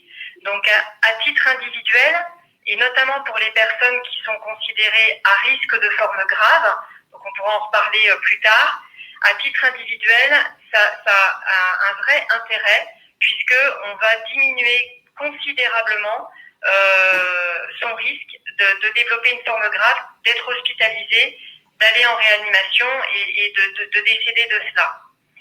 La deuxième chose, c'est que la vaccination est sans doute le moyen aujourd'hui qui va nous permettre de sortir de cette épidémie. Depuis 1 an, il y a eu beaucoup de recherches qui a été faite, que ça soit donc sur la vaccination, mais aussi sur les traitements contre la Covid. Et vous savez qu'à ce jour, malheureusement, au niveau thérapeutique, il n'y a pas de traitement, notamment antivirus, qui ait montré une réelle efficacité. Donc, on arrive à faire des choses, à améliorer un petit peu le pronostic des patients qui sont hospitalisés grâce à des traitements comme la cortisone. Mais malheureusement, on n'a pas aujourd'hui de traitement. Et la vaccination est vraiment le moyen qui va nous permettre, je pense, de sortir de cette épidémie parce qu'on va diminuer la circulation du virus, on va diminuer le nombre de cas. Pourquoi? Parce que quand on est vacciné, on peut quand même attraper le virus, mais on va faire une forme asymptomatique ou très peu symptomatique, donc on sera moins contagieux de toute façon, et donc on va moins transmettre. Et si on transmet moins, le virus circule moins, et le virus va, comme dans le cas d'autres maladies infectieuses, notamment comme la grippe, eh bien, il va s'arrêter de circuler, il va aussi moins muter, il va aussi moins changer de forme. Voilà, donc à titre individuel, ça a un intérêt. Et à titre, je dirais, collectif, c'est pour nous, enfin, voilà, au niveau médical, c'est ce qui va permettre d'arrêter enfin cette épidémie et de reprendre la vie d'avant. Donc c'est ça, je pense qu'il faut dire aux gens, c'est qu'on en a tous un peu assez des gestes barrières, des masques, et puis bien sûr de l'impact que ça a sur la santé, sur la mortalité, sur nos vies. Et ça sera le moyen de sortir de cela. Donc, plus la population sera vaccinée rapidement et plus ça ira vite dans la sortie de cette épidémie. Si je peux me permettre de rebondir là sur ce que vous dites, c'est qu'en effet, peut-être une des choses qui peut intervenir dans les échanges dans les échanges avec les personnes sur ce sujet-là, et par rapport à ce qu'on entend ici et là, les réseaux sociaux, enfin tous les jours, il y a quelque chose qui est publié sur les différents vaccins et sur la vaccination d'une manière générale. On entend souvent finalement que ça a été, c'est des vaccins qui peuvent être dangereux, ça a été fait vite, etc. Et moi, je me dis que dans ce que vous dites, finalement, une des réponses est, contrairement à l'image qu'on peut avoir dans les médias ou sur les réseaux sociaux, même si ça a été fait relativement vite, mais en tout cas, il y a une grosse batterie de tests derrière, et finalement, il y a quand même un socle, un peu de sécurité de tests et d'études qui démontrent d'une part que c'est efficace, et d'autre part que c'est pas plus dangereux que la maladie, quoi. Alors, c'est certainement pas plus dangereux que la maladie. Ça permet de se protéger de la forme grave, donc c'est certain. Et puis, comme vous le dites, aujourd'hui, on a un très très gros recul. Alors, c'est vrai que l'argument de ça a été fait rapidement est souvent un argument qui revient, mais ça s'explique en fait. Ça s'explique parce que déjà, on avait au départ, quand on a identifié le virus, déjà des plateformes de laboratoire au niveau vaccinal qui étaient opérationnelles. Pour d'autres infections qui nous avaient posé problème, notamment chikungunya, Ebola, Zika et dengue. Donc toutes ces maladies un peu infectieuses émergentes, elles étaient déjà à l'étude avec des vaccins d'ailleurs qui sont quasi prêts à sortir pour une partie de ces maladies. Donc je dirais les plateformes vaccinales qui avaient été mises en place dès 2003 après l'épidémie de SARS-CoV, la première, enfin de MERS-CoV, elles étaient là. Et puis, il ne faut pas oublier que c'est un virus qui est pandémique, que ça a touché l'ensemble des pays, avec, donc, on le sait, une mortalité très importante, un impact aussi économique très important.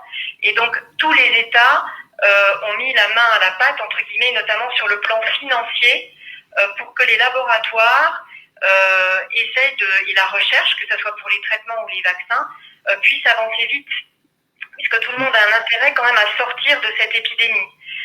Donc il y a eu d'énormes moyens financiers et qui n'ont jamais, c'est peut-être la première fois qu'on a connu cela. Donc l'argent a permis de faire avancer énormément la recherche. La troisième chose, c'est que pour faire des études, que ce soit sur les vaccins ou les traitements, il faut avoir des patients infectés pour lesquels on va étudier les sérums, les anticorps pour voir comment on se défend contre le virus et choisir la meilleure cible dans les vaccins. Et donc les patients, on les a malheureusement, puisqu'il y a des inclusions en fait dans les études ont été faciles parce qu'il y avait beaucoup de patients. Donc tout ça permet d'expliquer la rapidité de fabrication de ce vaccin. On compare aussi souvent avec le virus du sida. On se dit mais pourquoi on n'a pas trouvé de vaccin contre le virus du sida et qu'on en trouve un en un an contre le coronavirus. Mais ça c'est plus sur le plan viral qu'on explique les choses. C'est que la protection contre le virus du sida, elle ne passe pas par des anticorps. Les anticorps sont totalement inefficaces et donc on a malheureusement de grosses difficultés à trouver un vaccin contre le virus sida parce qu'il a un mécanisme de lutte et de infectieux, si vous voulez, qui est totalement différent du coronavirus.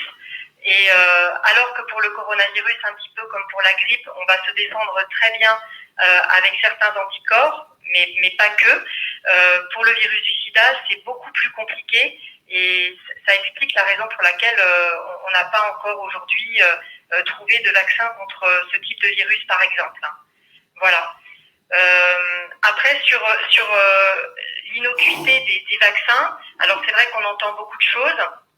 Déjà, il faut rassurer la population réunionnaise, puisque c'est vrai qu'il y a quand même pas mal de choses qui sortent sur le vaccin AstraZeneca et que c'est vrai qu'il est très très surveillé parce qu'on voit émerger donc des cas de thrombose qui, je le rappelle quand même pour l'instant, restent beaucoup moins fréquents que dans la population générale qui n'est pas vaccinée. On observe un petit peu la même chose, une même alerte sur le vaccin Janssen qui, comme par hasard, fait un petit peu partie de la même famille en termes de mécanisme que AstraZeneca. Donc, il y a peut-être un effet de la classe de ces vaccins sur la coagulation. Mais en tout cas, à La Réunion, nous n'avons pas ce type de vaccin. Nous sommes actuellement livrés uniquement pour le vaccin Pfizer. On devait avoir du Janssen, mais bon, comme je vous le disais, puisqu'il y a une alerte déjà forte qui est donnée aux États-Unis, je ne suis pas sûre qu'il n'y ait pas un retard, voire même peut-être un arrêt en fait par rapport à ce vaccin, en attendant d'avoir des données plus fiables sur les effets indésirables.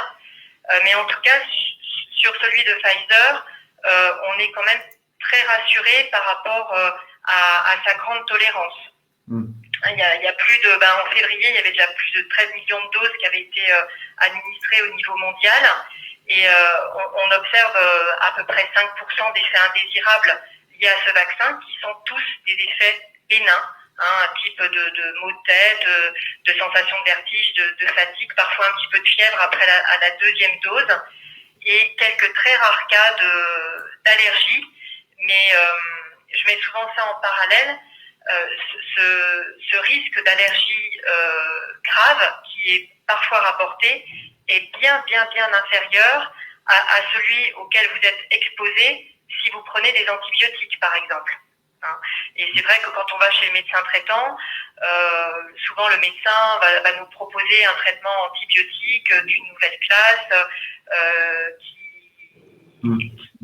va valoriser parce que le traitement va être plus court. Et en fait, on pose rarement, on se pose rarement la question de est-ce que je vais bien tolérer, est-ce que je vais être allergique, alors que pour le vaccin, c'est vrai que c'est quelque chose qui est mis en avant, mais je pense à tort parce que les effets indésirables de ce type-là sont vraiment rarissimes. C'est 0,8% de tous les effets indésirables, je parle pour Pfizer, pour les vaccins ARN, et c'est, pour vous donner une petite idée, 0,004% des vaccins, ce risque-là. Donc c'est vraiment infime. Okay. Il faut vraiment mettre en avant la bonne tolérance de ce vaccin, qui est celui qui est choisi pour l'instant à La Réunion. Alors, il a été choisi aussi parce que il a une efficacité plus importante que AstraZeneca, par exemple, contre le variant sud-africain. Et c'est pour cette raison qu'avec l'ARS, on a fait le choix de ne pas du tout, même dès janvier, commander en fait le vaccin AstraZeneca, parce qu'on avait déjà du variant sud-africain qui circulait et qu'on savait que son efficacité n'était que de 20% dessus, alors que pour Pfizer, on est aux alentours de 70%. Voilà. Okay. Je parle trop, je vous laisse la parole. Non, au contraire, c'est tout à fait intéressant. Du coup, je vais rebondir, moi, parce qu'il y a eu des questions. Alors, les participants étant tous très impliqués, certains ont même déjà donné la réponse, mais en tout cas, on va quand même revenir là-dessus. Je ne sais pas si j'y arrive. Je la pose ? Ouais, j'étais en train de faire un sondage, j'arrive plus à revenir en arrière. Ok, du coup, je pose la question de Pascal Maillot, qui est: est-ce que si une personne a été testée positive avant de faire le vaccin, elle est obligée de faire les 2 doses du vaccin qui est disponible actuellement à La Réunion? Alors non. En effet, si c'est une personne qui n'a pas de problème de santé particulier, notamment si elle n'est pas immunodéprimée en fait, puisque pour les immunodéprimés, on fait des doses supplémentaires. Mais si c'est une personne qui n'a pas de terrain d'immunodépression, elle ne fera qu'une seule dose du vaccin. D'accord. Et cette dose doit être faite 3 à 6 mois après l'infection ou la PCR positive. Si c'est quelque chose si c'est une infection asymptomatique. Ok. Merci. Donc moi, j'avais, du coup, je vais profiter, je vais mettre ma question à l'oral. Donc, en fait, à La Réunion, il n'y a qu'un seul vaccin qui est accessible, c'est le Pfizer. Oui. Alors, c'est un choix qui a été fait en lien avec l'ARS, comme je vous l'expliquais, lorsqu'on a commencé à voir le variant sud-africain circuler. et qu'on avait déjà des données du laboratoire Pfizer, donc d'ailleurs des données qui ont été consolidées là il y a très peu de temps, sur le fait que vous savez que malheureusement, voilà, par rapport aux vaccins, on a quand même une baisse d'efficacité des vaccins, y compris ARN, contre les variants. Donc on passe de 90 à 95% d'efficacité à 70% pour le variant sud-africain. Voilà. Et c'est cette raison-là, puisque pour AstraZeneca, il n'y a que 20, enfin, le vaccin n'est actif qu'environ 20% sur la souche sud-africaine, qu'on a décidé de ne pas le commander. Voilà. Par contre, est en commande le vaccin Janssen, dont les doses devraient être livrées normalement d'ici la fin avril. On devait recevoir 15 000 doses du vaccin Janssen, dont l'intérêt était principalement qu'il est actif contre le variant V2, lui aussi, à peu près au même taux que Pfizer, mais surtout on n'a qu'une seule dose à faire au lieu de 2. Par contre, voilà, je crains qu'il y ait peut-être des retards par rapport donc à l'alerte qu'il y a aux États-Unis, qui a suspendu pour l'instant l'utilisation de ce vaccin en raison à nouveau de cas de thrombose. Voilà, donc je ne sais pas ce qui va être décidé au niveau européen et au niveau français par rapport à l'utilisation de ce vaccin. Par rapport à ce risque-là, ok. Voilà. Moi, j'avais une question. J'ai entendu à la radio ce matin qu'il va falloir faire 3 doses de Pfizer bientôt. Est-ce que c'est validé ou c'est encore, ou c'est les infos qui prennent les choses en avant Alors, la 3e dose du vaccin, pour l'instant, elle est recommandée par ce qu'on appelle les sociétés savantes, c'est-à-dire c'est des regroupements d'experts dans certaines spécialités médicales pour certains patients immunodéprimés, donc notamment chez les greffés rénaux, où il est recommandé maintenant de faire une 3e dose parce qu'on pense que la réponse immunitaire de ces patients est moins bonne. D'accord, ok. Voilà. Mais pour l'instant, pour la population générale, il n'y a aucune recommandation à faire une 3e dose. D'accord. C'est vrai qu'on l'évoque. Alors pourquoi ? Parce qu'on ne sait pas encore à l'heure actuelle combien de temps nous gardons nos anticorps protecteurs après avoir été vaccinés. Oui, c'est encore trop tôt. Ouais. Pour rassurer aussi les gens, quand on leur parle de la vaccination, il faut leur dire, comme vous l'avez très bien dit tout à l'heure, que tous ces vaccins, les vaccinations sont surveillées, c'est-à-dire qu'il y a de la surveillance établie dans les études, mais qu'à chaque fois que l'on vaccine quelqu'un, on va le déclarer sur un site, et s'il y a des effets indésirables rapportés par les patients, il est de notre devoir de rapporter également ces effets. Donc les vaccins sont suivis et vont être suivis pendant plusieurs mois à plusieurs années, même si on sait que la plupart des effets indésirables liés au vaccin surviennent dans les 3 premières semaines. D'accord. Il n'a jamais été décrit pour aucun vaccin de manifestation à long terme. Je reviens on pourrait s'étendre, mais sur des polémiques qu'il y a eu par rapport à hépatite B, sclérose en plaques, des choses comme ça, qui ne sont pas avérées. Mais c'est vrai que la plupart des effets indésirables se déclarent dans les premières semaines, et majoritairement donc dans les premières heures ou premiers jours, avec les effets bénins dont on a parlé tout à l'heure. Mais cette surveillance, donc, elle est faite, et notamment dans les études qui ont démarré chez l'homme donc à partir de juillet pour la vaccination. Les personnes continuent d'être suivies et on leur dose régulièrement les anticorps pour savoir s'ils gardent des anticorps protecteurs et donc combien de temps. Ce qu'on peut dire aujourd'hui, c'est que probablement on a encore une très bonne réponse jusqu'à 6 mois après le vaccin. Après, on ne sait pas, mais on ne sait pas parce qu'on est encore un peu tôt dans les études puisqu'on a commencé à vacciner à partir de juillet 2020. Donc, vous voyez, on est à peu près à 9 mois, voilà, de recueil. Et donc, c'est en ça que on prépare un peu les gens en se disant, peut-être qu'à 9 mois ou peut-être qu'à 12 mois, on va se rendre compte qu'on a beaucoup moins d'anticorps qu'à 6 et que peut-être il faudra refaire un rappel, en effet, pour booster en fait le taux d'anticorps qui aura un peu baissé. D'accord. Voilà, comme on le fait par exemple pour la grippe, dont on sait que quand on se vaccine pour la grippe, on garde nos anticorps pendant à peu près 9 mois actifs. Voilà, malheureusement, après, on perd l'efficacité et c'est pour ça qu'on se revaccine en partie tous les ans. D'accord. Voilà.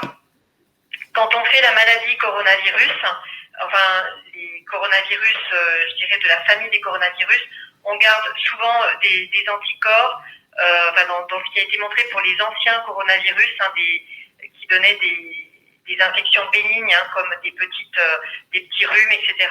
On gardait les anticorps à peu près 1 an. Voilà. Après, pour le SARS-CoV-2, ça sera peut-être différent, ça sera peut-être de cet ordre-là ou un peu plus long. Mais en tout cas, ce qu'on fait pour la vaccination, c'est que déjà à 6 mois, on garde un taux d'anticorps actif, efficace, présent. Ok. Voilà. Très bien. Merci. Merci beaucoup. Il y a déjà là beaucoup d'éléments qui posent un peu les choses aussi finalement. Dès lors qu'on est renseigné que par la presse et par les réseaux sociaux, c'est bien aussi de revenir et de reposer sur des éléments comme ça. Ce qui est intéressant, c'est que ce live et ce webinaire est entièrement enregistré et donc il est disponible en replay. Donc il y aura la possibilité de réécouter les éléments. Moi, je m'adresse un petit peu là aux participants. Est-ce que vous pensez qu'il y a matière, que vous avez besoin qu'on se lance? Alors, c'est quelque chose qu'on avait un peu en feuille de route, que probablement on va faire, mais finalement, j'aimerais que le besoin, vous puissiez nous le confirmer, qu'on puisse travailler sur un document du type que celui qu'on a fait sur l'isolement concernant la vaccination. Alors là, je vous invite peut-être à répondre dans le chat assez rapidement pour qu'on puisse nous aussi cibler les choses les plus importantes qu'il faudrait qu'on fasse là dans les jours et semaines à venir. Docteur Moiton, nous n'hésiterons pas à vous mettre dans la boucle de nos productions sur ce sujet, que vous puissiez d'une part et éventuellement faire des propositions et d'autre part valider avec nous les éléments qu'on y mettra. Oui, avec plaisir, oui. Il y a pas mal de choses, d'outils qu'on pourrait partager, qu'on a déjà nous, notamment sous forme de BD, de choses assez ludiques, assez faciles à lire sur le vaccin. C'est bien ça. Voilà, avec les freins, pour essayer de répondre à toutes ces questions qui sont parfois bloquantes. Les personnes sont, et c'est normal parce que comme vous dites, on entend énormément de choses et que ça perturbe énormément d'avoir plein d'informations qui sont contradictoires. On ne sait plus faire la part du vrai et du faux. Voilà, on le voit aussi au niveau médical. Il faut partager ça, c'est que nous, au niveau des soignants, qui sont pourtant en première ligne, on a des freins aussi à la vaccination. Voilà, donc ça touche vraiment parce que justement on est parasité un petit peu par plein d'infos et qu'on ne sait plus vers quelle source aller pour savoir ce qui est vrai ou pas. Donc oui, ça serait intéressant d'y travailler. Et puis je pense que voilà, on est en retard à La Réunion au niveau vaccinal. Ça a démarré très très lentement en janvier. Avec peu d'afflux de personnes, notamment les personnes à risque. On n'est qu'à 27% des plus de 75 ans qui sont des personnes très très très à risque vaccinées, avec une dose en plus, je parle 20% à peu près avec 2 doses. Donc c'est très très peu. Là on sent que ça commence à prendre un peu. On a des délais de rendez-vous dans les centres de vaccination qui commencent à s'allonger un peu, à 15 jours, 3 semaines. Avant, on n'avait pas du tout d'attente, donc ça commence à bouger. Et il faut que ça suive, parce que nous, on arrive à suivre pour pouvoir, pour que les gens puissent se vacciner au plus vite. Voilà, mais c'est vrai que je pense que que sur le terrain, vous puissiez en parler, et notamment aux personnes qui sont déjà éligibles à la vaccination. C'est un relais hyper important. Ok. Ouais, c'est tout l'enjeu aussi de ça. C'est pour ça que je le disais, je l'ai dit en introduction. C'est le sujet d'aujourd'hui, mais je pense que c'est un sujet qui va devenir pour nous et pour les personnes qui sont connectées là, et les acteurs de terrain et tous ceux qui sont un peu investis sur la question de la prévention autour de la maladie. Ça va devenir un sujet important, hein, l'adhésion à la vaccination.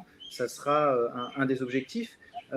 Du coup, alors, on n'entend plus ce qu'on dit. Si, tu m'entends toi, François? Si, j'entends très bien. C'est bizarre. D'accord. Alors, Hélène, je ne sais pas pourquoi.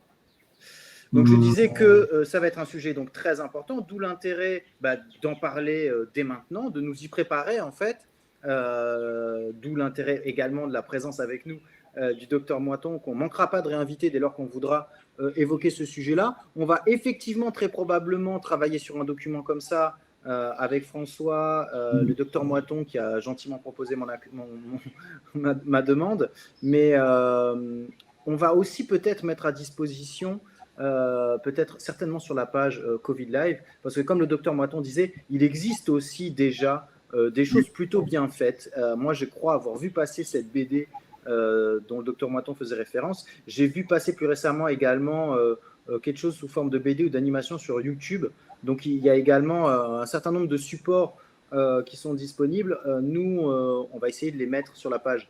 Donc, sur la page, on va avoir d'une part ce qu'on a produit localement, nous ou l'ARS ou autres acteurs qui auraient produit un support intéressant par rapport à nos objectifs, mais éventuellement on pourrait faire une colonne aussi sur ce qui arrive ailleurs et qui peut quand même être utilisé sur le territoire. Nous, on a un peu ce regard-là, c'est-à-dire qu'il y a des choses qui sont faites ici et là, et parfois ça mérite d'être un peu adapté localement. Oui, le temps d'adapter, on mettra déjà ce qui existe. Voilà. Et sur la vaccination, j'ai vu également passer des choses qui sont plutôt bien faites. Et ce qui est intéressant aussi, c'est de se poser la question pour quel public. Voilà, il y a un certain nombre de supports qui sont très bien faits pour les enfants, d'autres pour des plus vieux, mais enfin, je parle des jeunes adultes et des adolescents. Et puis après, les adultes et les personnes âgées, il faut aussi qu'on ait. Mais ça, on en parlera la semaine prochaine en termes de stratégie d'action, qu'on pense en termes d'objectifs, de public cible, et qu'on puisse développer des actions qui soient adaptées et à l'objectif qui est visé et au public qui est visé. Yes. Voilà. Et sinon, j'avais une petite chose. J'ai vu hier en métropole qu'il y avait beaucoup de Pfizer, de vaccins Pfizer qui étaient jetés à la poubelle parce que il reste des fins de flacons et les gens ne viennent pas forcément se faire vacciner. Est-ce que c'est le cas à La Réunion aussi? Et si c'est le cas, peut-être en faisant ce document-là, on pourrait mettre des numéros de téléphone ou des choses ou des endroits où les gens pourraient s'inscrire sur liste d'attente pour se faire vacciner. Oui. C'est possible ça? Alors, c'est tout à fait possible et il y a une liste d'attente dans, je pense, alors je dirais pas tous les centres parce que je les connais pas tous, mais au moins ceux de Saint-Denis, donc le CHU Nord et le centre Redley ont des listes d'attente avec donc ce qu'on appelle des listes de fin de flacons. Ce sont des personnes qui s'inscrivent parce qu'elles sont volontaires pour être vaccinées, qui ne font pas forcément partie des personnes éligibles à l'heure actuelle, mais donc qui ça peut être n'importe qui. De toute façon, voilà, elles vont vouloir se faire vacciner, elles sont motivées et donc on n'a pas de perte. On a 0 perte parce qu'en fait, je peux vous dire qu'au CHU, en tout cas, la liste pour l'instant, elle au départ, elle baissait assez rapidement puisqu'on avait toujours des personnes qui ne venaient pas au rendez-vous, voilà, et qu'on rappelait. Et donc là, les listes sont assez conséquentes et baissent beaucoup moins vite parce que justement maintenant, il y a une vraie envie de se faire vacciner, mais c'est organisé en effet comme ça pour éviter le moins de gaspillage possible. Ok. Voilà. Donc il n'y a pas de perte à La Réunion, donc c'est bien. Non. C'est super. Non. Bonne nouvelle. Ok. Bon, merci beaucoup pour la réponse. Et je crois et donc, pour s'inscrire sur cette liste, si vous avez des personnes qui sont motivées, il faut contacter le centre qui est à côté de chez vous et vous inscrire sur cette liste de fin de dose, fin de flacon. Voilà. D'accord. Voilà. Ok. L'info est passée. Merci beaucoup. Ne ratez pas, il y a Karine Payette qui rappelle qu'effectivement, sur le site internet de l'ARS de La Réunion, il y a des informations sur la campagne de vaccination ou prendre rendez-vous qui est concerné, etc. Donc, n'hésitez pas à avoir le réflexe d'aller voir déjà ce qu'il y a là. On fera le nécessaire pour mettre en ligne les documents qui existent déjà. On va voir avec François comment on peut le faire. Lancer un travail sur effectivement la production d'un document local sur la vaccination. Voilà déjà ce qui peut être envisagé. On pourra éventuellement, si le besoin se fait ressentir, réenvisager un webinaire sur le sujet, sur la vaccination spécifiquement, avec peut-être plus de détails ou d'informations sur les vaccins. Là déjà, ce qu'a pu nous dire le docteur Moiton, c'est bien parce que ça redonne une base scientifique à la réflexion. Et on pourra avancer comme ça. N'hésitez pas en tout cas, pour ceux qui sont qui participent là, qui sont connectés, n'hésitez pas à nous faire remonter les besoins, puisque comme je vous l'ai dit, on rentre dans une logique là de rencontres régulières à travers cette plateforme. Là, on a resserré les 3 premiers pour pouvoir donner le maximum d'éléments dans un temps court, vu la situation actuelle. Mais ensuite, on va rentrer dans une périodicité, toutes les quinzaines, on va essayer de se retrouver comme ça. Et donc, n'hésitez pas à nous faire remonter les besoins pour que l'on puisse à chaque fois, nous, essayer d'y répondre à travers la prochaine rencontre en ligne, soit par un intervenant, soit en fonction du besoin, qu'on va essayer d'y répondre le mieux possible. Mélanie vous met le lien vers le site de l'ARS. Mélanie Capredon, qui est chargée de projet à l'IREPS Réunion, qui nous soutient dans cette démarche. Merci Mélanie. Je pense qu'on arrive vers la fin de ce webinaire. Déjà, je voudrais remercier beaucoup le docteur Moiton qui a passé tout ce temps-là avec nous. Merci beaucoup, oui. Merci beaucoup à vous et c'était vraiment très très intéressant et je redis sincèrement bravo pour tout ce que vous faites, voilà, tous ces documents, la fiche isolement là qui est vraiment super, quoi, très très synthétique et puis merci aux personnes qui sont sur le terrain aussi, les relais, parce que c'est voilà, c'est. Bah oui. Enfin, vous sentez moins seul. Un autre regard, par rapport à ce qu'on fait ici en intra, et donc c'est bien de voir qu'il y a une vraie mobilisation et qu'il y a des relais un peu partout. Donc bravo à vous. Merci beaucoup. Bravo à vous également. Oui, c'est ça. Restons soudés, on reste en contact. On va y arriver, on va rester en contact, on va continuer à produire, on va essayer de faire quelque chose d'aussi bien que sur l'isolement. François a mis la barre très haute sur celui-là, on va essayer de la suivre. Oui, de toute façon, normalement, il n'y a pas. Après, on ne rebaisse pas le niveau. On ne rebaisse pas le niveau. Ça me va bien. Voilà, merci à tous d'avoir participé. N'oubliez pas, vous pouvez évidemment inviter toutes les personnes autour de vous dont vous jugez que ça peut être utile, parce que nous, on n'est pas du tout restrictif sur la participation à ces webinaires. Donc, n'hésitez pas à relayer aussi bien les replays de ceux qui ont eu lieu que les prochains, effectivement. N'hésitez pas à nous faire remonter vos besoins pour qu'on puisse essayer d'y répondre au maximum. Et enfin, l'IREPS, c'est un centre de ressources dont la valeur, c'est la promotion de la santé. Donc, il me revient également de promouvoir votre propre santé. Donc, c'est pour ça que je dois mettre fin à ce webinaire. Ça veut dire que ça fait 2 heures que vous êtes assis. Il est donc temps de se lever, d'aller marcher un peu. Il est temps d'aller faire un petit ou voilà, on ne sait pas trop. Mais, voilà, d'aller manger équilibré, mais seul, visiblement, en tout cas, pas trop près. Si on peut manger équilibré, si mieux. C'est clair. Et il y a pilonpilé.re, là, on peut voir en haut, pilonpilé.re, n'hésitez pas, il y a des recettes vérifiées par une diététicienne. Ouais, je fais ma pub en même temps, c'est ça la com. Bon, en tout cas, c'était super, merci à vous. Je ne vais pas tarder à cliquer sur terminer l'événement. Donc, voilà, c'était… Merci, bonne journée à vous. Merci encore, au revoir. Je raccroche avec vous aussi, au revoir. Semaine prochaine, on a rendez-vous pour le dernier webinaire, en tout cas, non, ce n'est pas le dernier, mais en tout cas le dernier de cette petite série de 3, on va parler davantage de stratégie d'action. Donc, n'hésitez pas, d'ici là, à essayer de savoir un peu qu'est-ce qui est mené, quoi, comment, quels sont les objectifs, les publics cibles. Si vous avez également des indicateurs de ce qui a été fait, etc., ou des leviers ou des difficultés qu'il y a sur le terrain, ça nous permettra d'alimenter. Voilà, il n'y aura pas forcément d'intervenants la semaine prochaine. L'intervenant, c'est nous. On va essayer de préparer ce webinaire dans une logique d'animation et de co-construction. On va probablement utiliser un petit outil pour ça. Et l'idée, c'est qu'on puisse arriver au terme du webinaire à se mettre d'accord autour de quelques préconisations d'action qui nous semblent tous les plus pertinentes au regard des objectifs qu'on va viser. Voilà. Donc, merci beaucoup. Bon appétit. Allez marcher un peu. Passez un bon week-end et à la semaine prochaine. Et à jeudi. Au revoir. Au revoir à tous. Hop, terminé l'événement. Tac. Ah non, je veux terminer. Oui, plutôt.